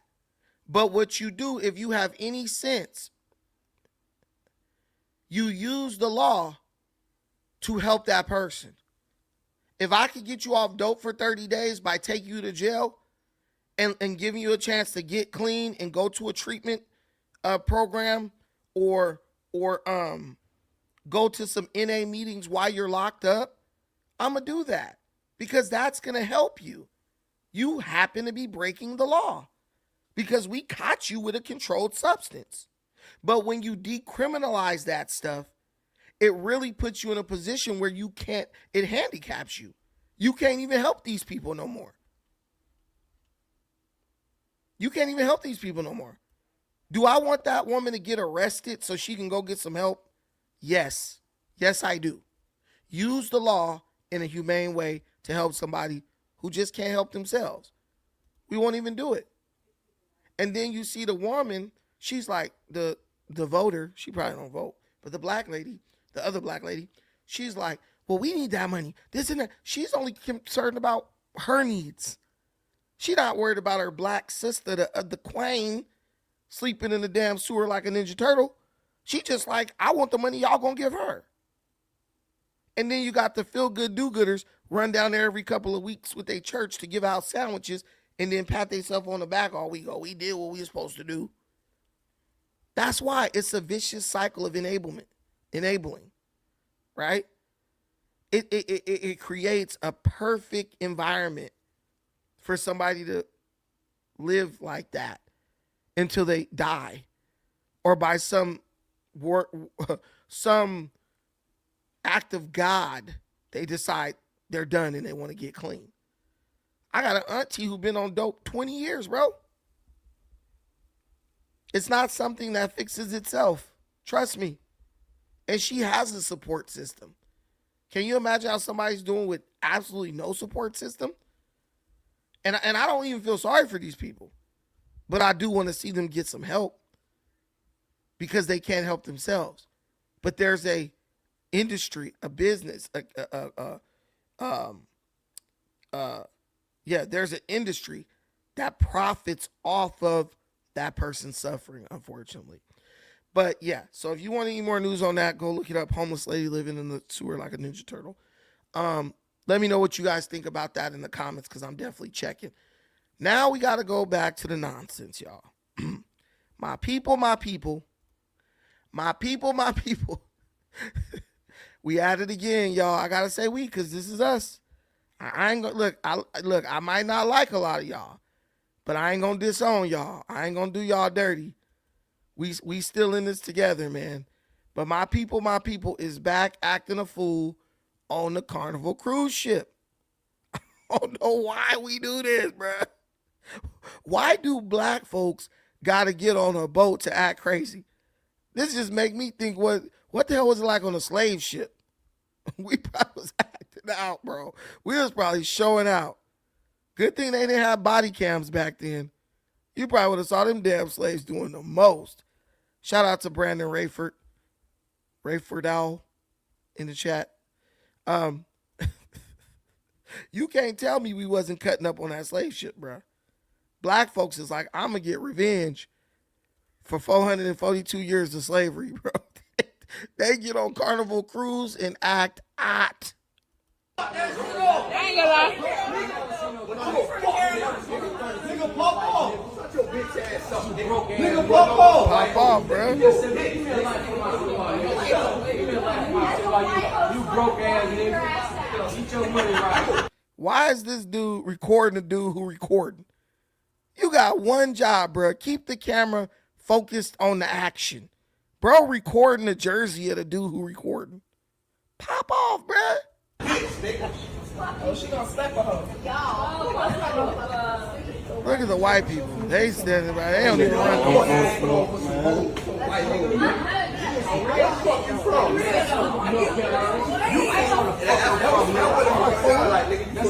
He came around the chair, y'all. Ooh. May the gods of YouTube not ban me. Bro, you done violated that man.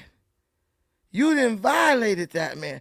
We caught the first strike, but y'all see what the results of the strike was. Y'all see what the results of the strike was. Y'all contribute to the stream. We can watch the aftermath of that. Because if I play that, I'm getting demonetized for sure. But this ain't making nothing. Bro, literally, I did really good with the pause, though. Hey, I did really good. Shit, slave ships probably was worse. You don't want to be in a room full of angry Negroes. Look, don't play it. We need a close-up. Y'all contribute to the stream. I'll give y'all a close-up. I don't even care. But I'll be demonetized. But y'all got a lot of, hold on, let me see. Let me see what I can do. Bro, fired on bro. Jesus. Woo. What feet?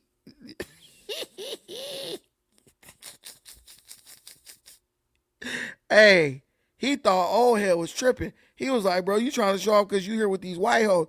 Bro was not trying to show off, bro. You don't never mess with a man with a hairline going back that far, but he trying to keep it long.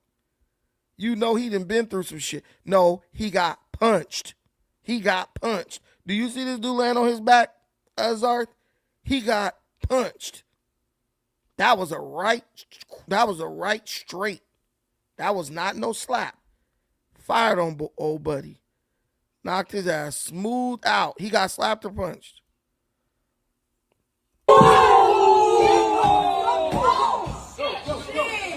Dang, put him down.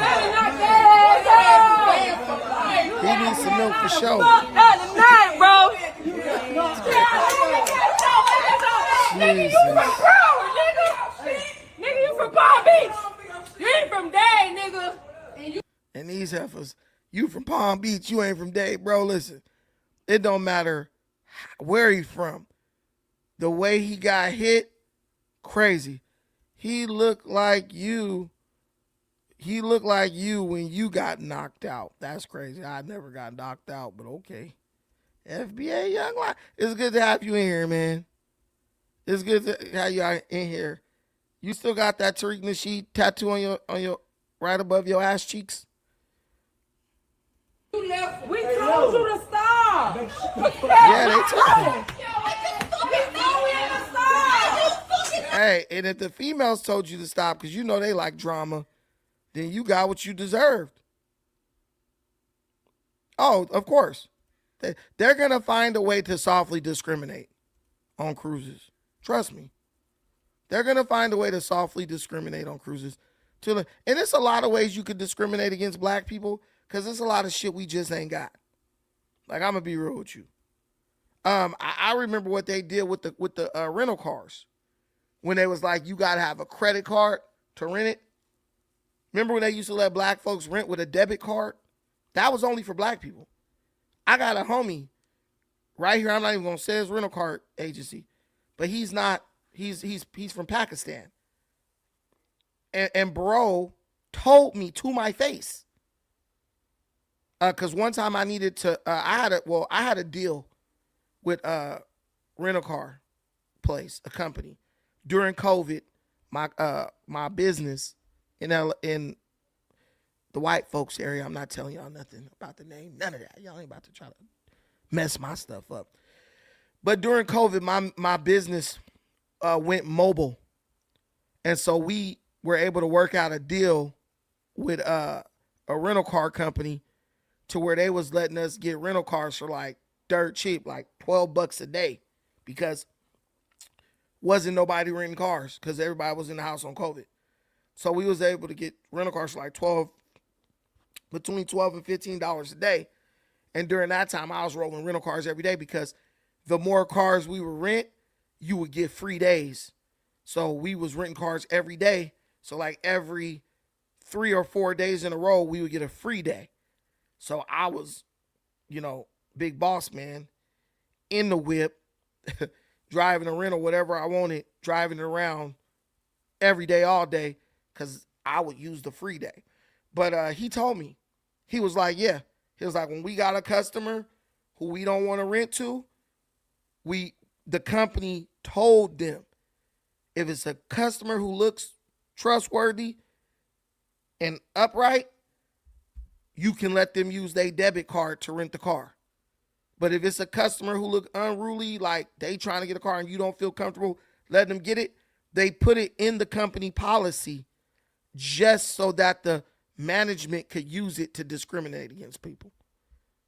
A lot of times when you go to a place and they like, oh, you got to have a credit card, even hotels do it. I've literally seen hotels let a white person use a debit card, then a black person walk up and they like, you got to have a credit card. I've literally seen it. I'll tell you where I saw that. It was at the Marriott right here downtown Long Beach. Walk in, go to the desk. Oh, I want to get a room. Okay. Debit card. They don't even say nothing. Okay, thank you. Boom. Run it. You black? You pull out that debit card? Oh, do you have a credit card? We only allow booking with credit card. If you don't book it like that, you got to book it online. That's what they tell you. And then when you come in with your online booking, they say, oh, well, we need to get a credit card on file for incidentals. That's how they get you. There's ways to discriminate. Oh, Callie, man, I tell people all the time, liberals are the most racist people on earth, bro. The liberals are the most racist people on earth. Y'all don't understand. Y'all looking at all these people waving these LGBTQ flags and all that stuff. These trans people, racist as hell. I live in a gay area. They're racist, bro. They're racist. I got a gang of white people living around me. The only person who give me any smoke is a lesbian, white lesbian. That's it. I promise you. The only one who bothered me, called management on me, one lady, white lesbian. But then I put a sign up in her window, we love tolerance and we love all people and all this shit. Yeah, right. That's what they use to get you to let your guard down. Or so that you'll let them take something from you that's yours. That's how they got you to give them civil rights and let them participate. So they could benefit from it more than you do. But yeah, we gotta stop. This happened on a Carnival cruise.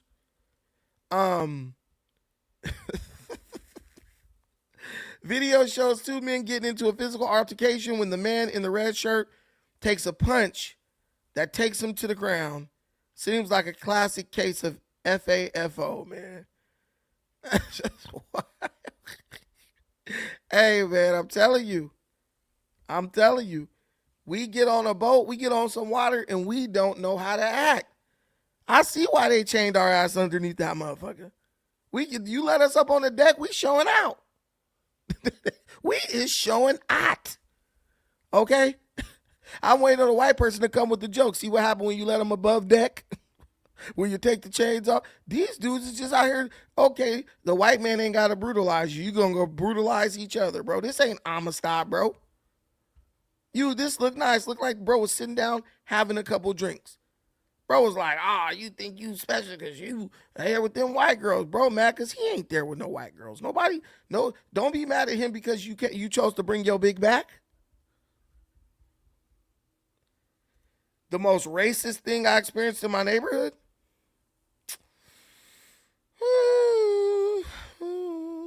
The most racist thing.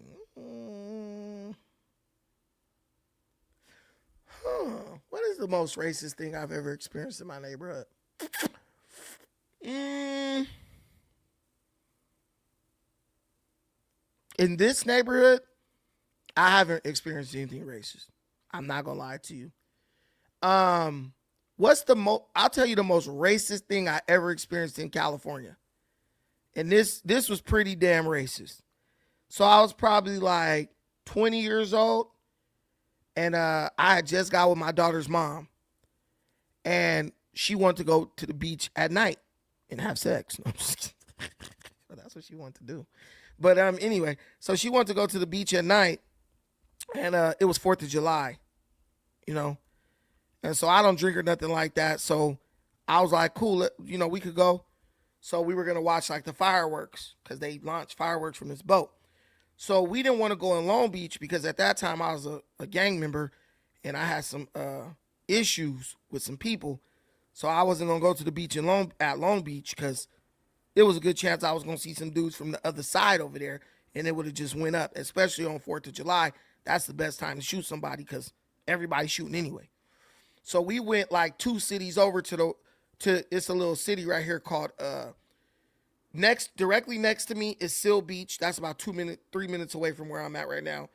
It's Seal Beach. And in between Seal Beach and Huntington Beach is this little city called Sunset Beach. Probably just a little tiny, you drive through it. If you didn't know it was there, you would go through it and you wouldn't even know. It's literally a 3-minute drive to get through the city. So we go to Sunset Beach and we park the car and we go out on the sand and we chilling, walking, and you can see the little stuff jumping off the fireworks or whatever. So while we walking on the beach or whatever, a cop car roll up. It's like an SUV. And they roll up on the sand. And they like, hey, what y'all doing? And I was like, walking on the beach. And it was bad because I had a gun on me at that time too. They was like, what y'all doing? I said, walking on the beach. And then he was like, where y'all from? I was like, we from Long Beach. He was like, don't they got beaches in Long Beach? I was like, I'm sure they do, but I like this one. And he just was like, they start laughing. They just rolled off. I probably would have shot those dudes. I'm not gonna lie to you. If they would have tried to like play me, like try to get up on me, I probably would have did something to them. Cause in that type of situation, that feel like a Klan situation. Like, are y'all gonna try to smoke a nigga on the beach and then say that he drowned in the water? I didn't know. My mind was just, I was in gang member mode. So, when you living in that mode, it's kill or be killed. And I'm not a dumb black person. Every time I like interact with the cops, I understand like I could die. They could die. I had that kind of mindset back then. Right? Yeah. Well, she was my daughter's mom at that time. Well, she wasn't my daughter's mom at that time, actually.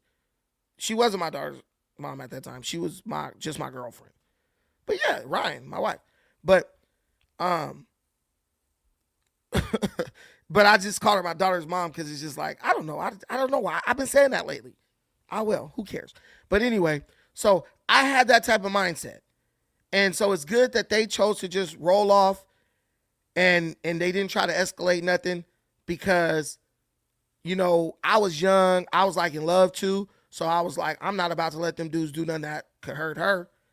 And the beach was like, it's dark because it's like in that area, it's a bunch of rich people.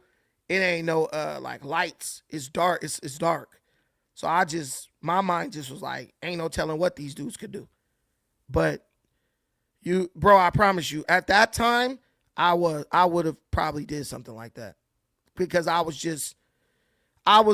when you living in the streets, that's why I understand sometimes what people be doing. Because when you're living the street life, people already out to get you, and you kind of out to get them. And that's why a lot of gang members don't really have problems with cops, because gang members realize cops are just people too. They just people with guns legally. And you're a person with a gun illegally. That's the only difference. But I didn't know, because I was like, we in Orange County. You know, you hear the stories and stuff of things that they say happen with cops out in those areas. And I was like, damn, this is probably one of these moments. So I didn't know, but I was definitely on edge. And I definitely was like, these dudes could do something to us over here and nobody would ever know. I promise you. Like, you never know what somebody could do to you. But, I mean, good for us. They were cool about it. And I will say that is the hands down most racist thing I ever experienced. And I kind of think the cop was saying it because he thought I might be one of those black dudes who like, hey, how could you say that? That's racist. But little does he know, I don't give a shit about no racist comments. That don't mean shit to me.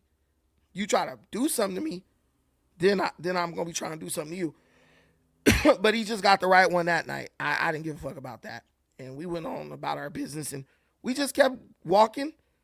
When we stayed over there 2-3 hours, dude, I think we fell asleep on the beach and might have woke up like 5 a.m. or something. So they clearly wasn't trying to escalate the situation. But yeah.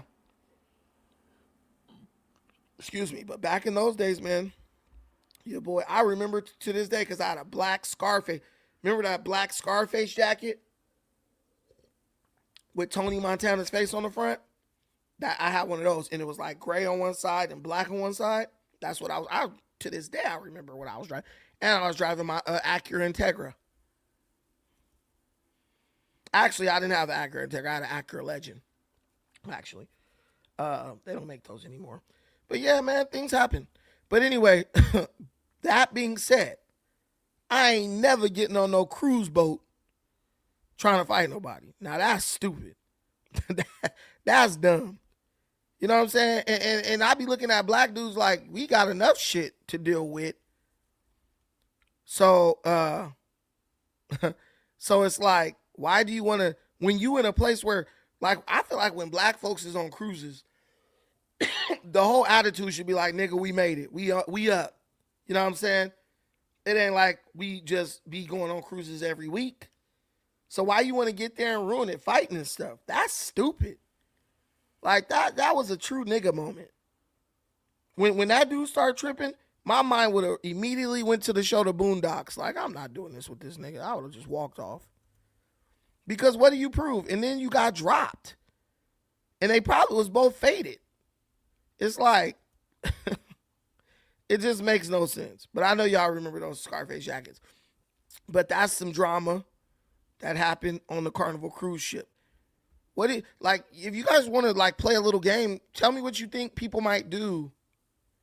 What might some of these companies do, you think, to like softly discriminate against unruly people? I wouldn't even say they discriminate against black folks. They discriminate against unruly people. Because the punishment for a black person gonna be the same. Unruly black person is going to be the same as the punishment for an unruly white person. This video, right, to do like a national emergency. Oh yeah. We just doing solid outside. We doing a lot of crazy stuff out in these streets. Meanwhile, we screaming racism. Black folks. I mean, white folks, they racist. They racist. They you know.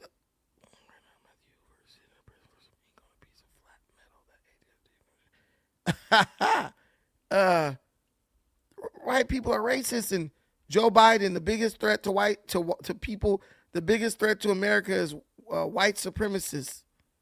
Crazy stuff. I would challenge Joe Biden on that. I don't know where these dudes is from. I don't know where they at. Y'all probably know. Look at the background. But why are these kids that look like they about 14 walking around with?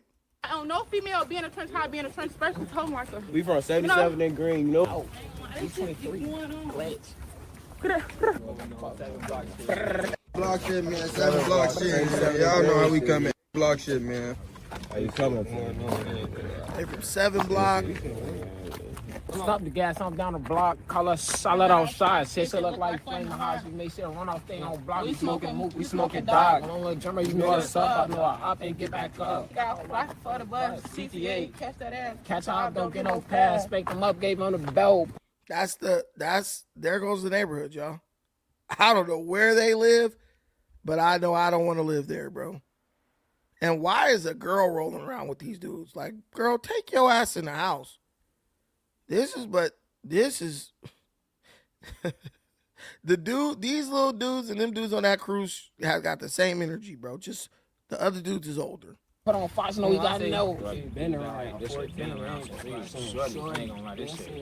been around. I got on my head how bad niggas felt that slick. 19 next, I'm clapping shit. Has to be chasing and throw my brick like back to back. We treat the dicks. His ass ran and still got hit. Smoking G-Nick in his bitch. Fuck face, fuck Quio block too. Fuck Dello, Peso, fuck MTV, man. Y'all know that. Fuck the line on my dick. You know I done forgot. Fuck ESD on my dick. Yeah, fuck MTV too. Y'all know that. Somebody right there. Let's do 2 people. Who that? All that ran fast. Yeah, I know. Thinking it's that. That's all I gotta say. I don't know female being a trench. On the couch. I guess it's on the couch.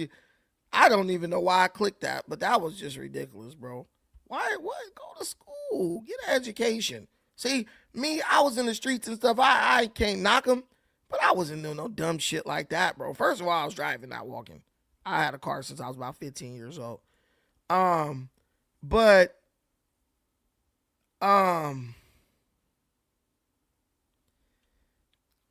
yeah, that type of stuff is never gonna make no sense to me. Walking down the street on foot in the middle of Kalamazoo with all types of switches and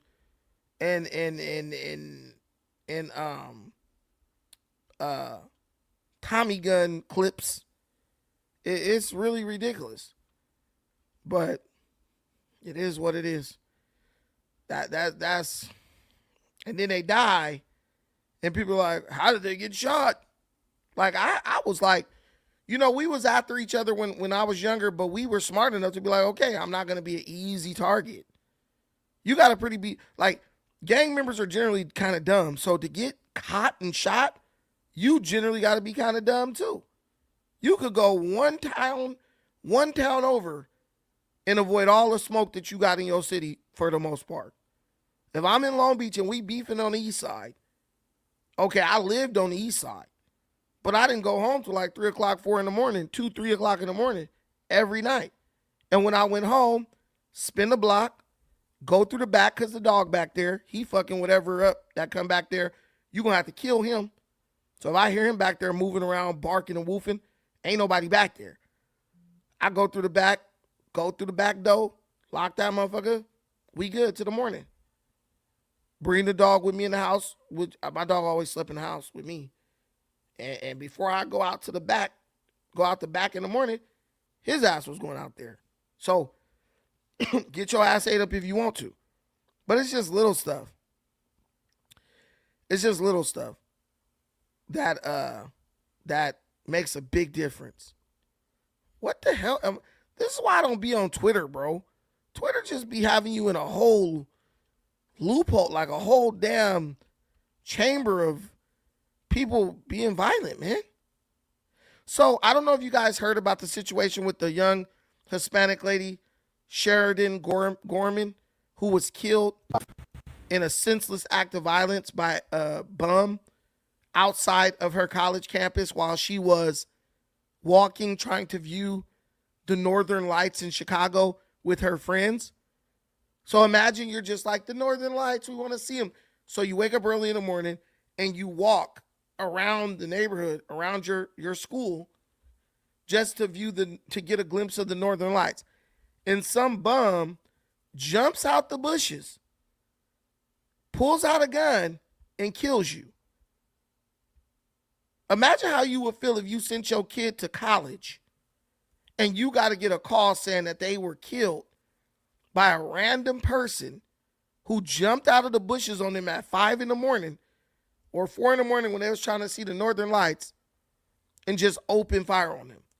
But imagine how much worse you would feel when the mayor of the city, who basically, their policies continue to allow people like this to roam and maraud the streets, refuses to even issue you an apology for the tragic death of your child, and instead chooses to make it a political moment, taking no accountability.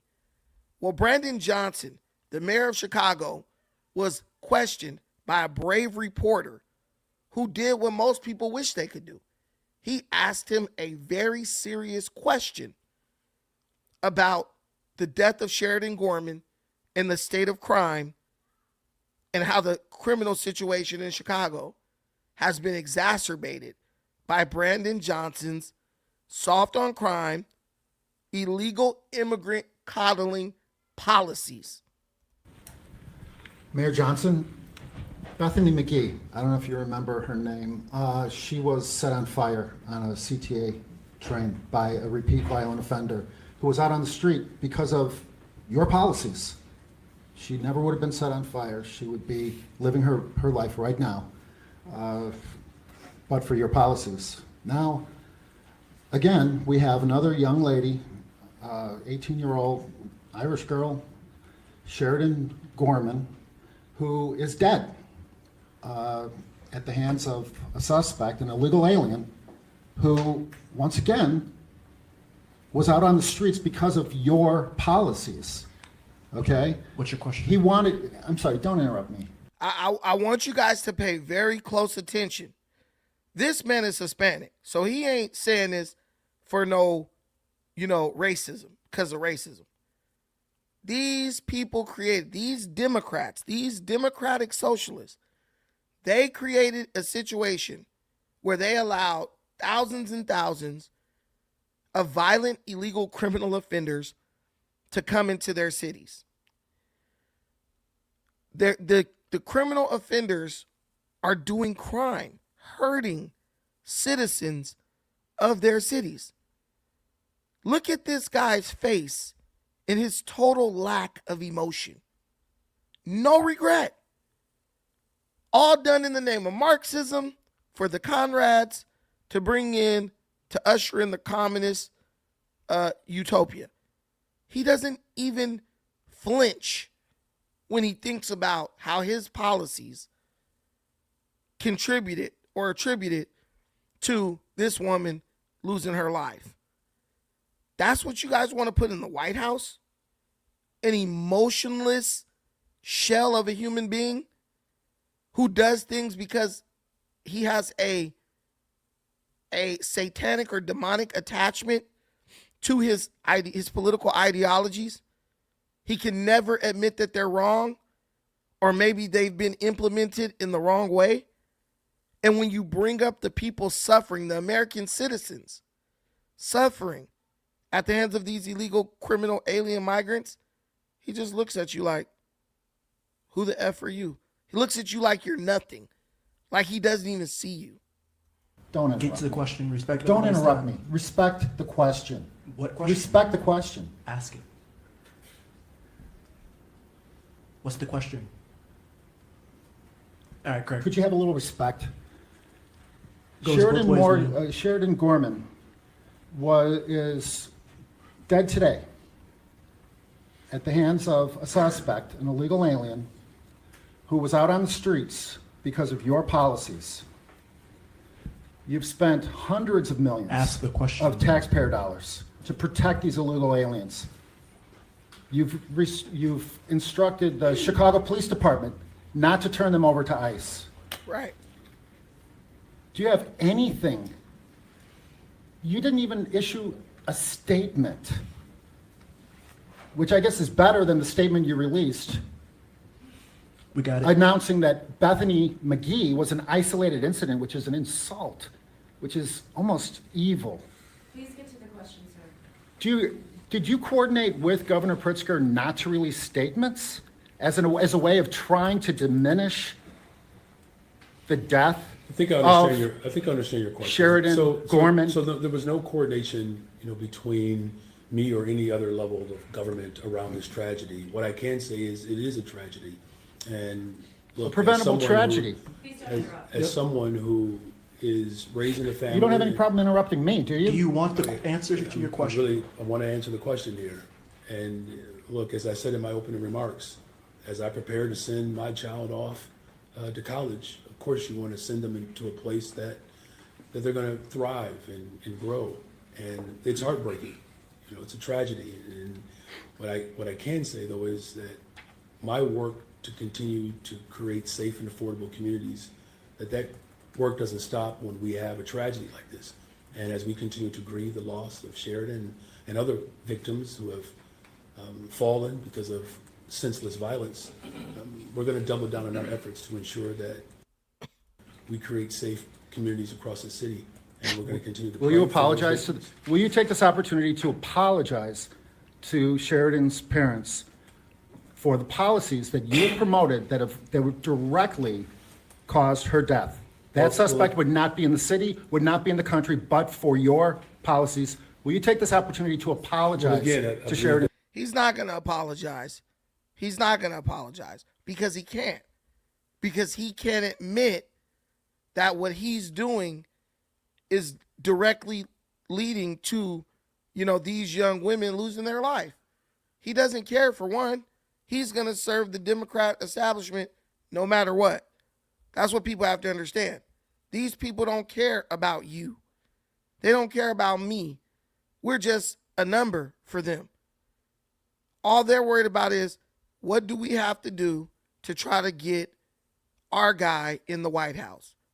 But I point this out as a warning to everyone.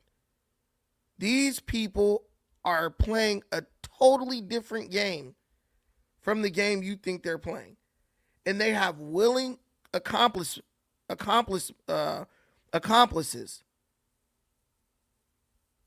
Who gonna turn into Batman?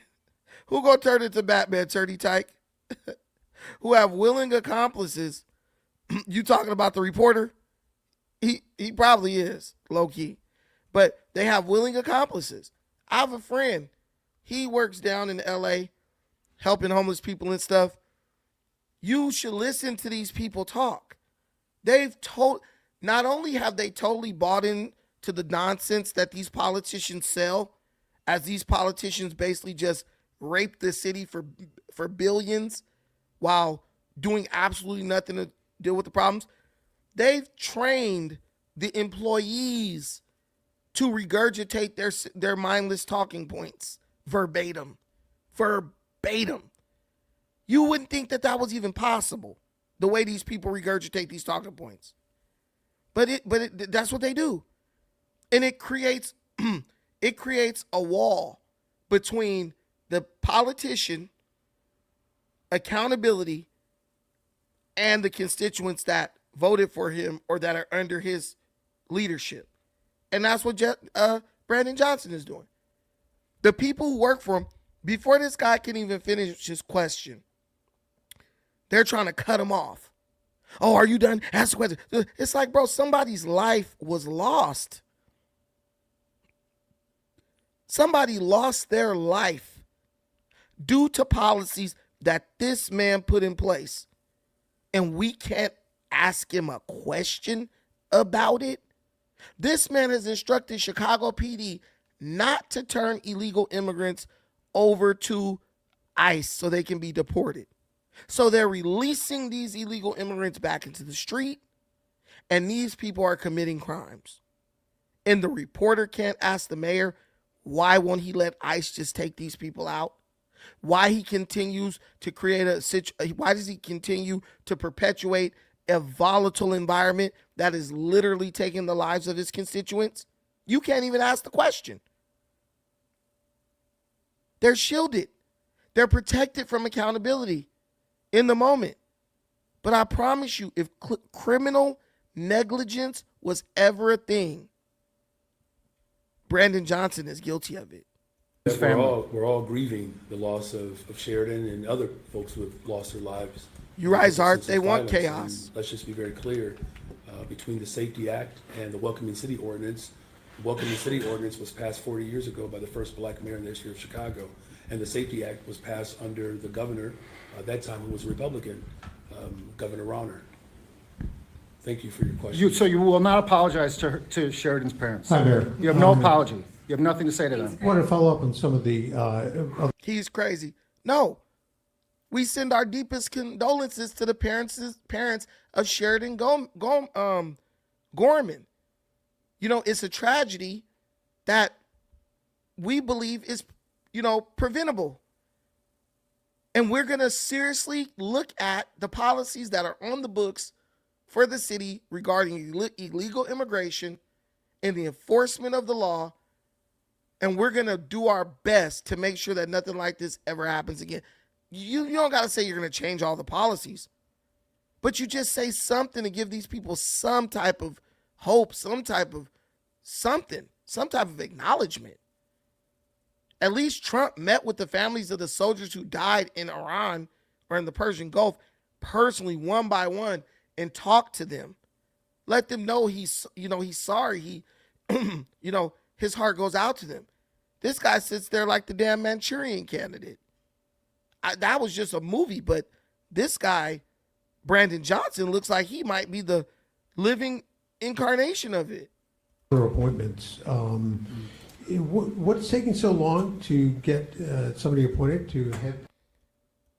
Right, but then the other reporters come through with some straight up softball questions, man. That's sad. We covered this story yesterday.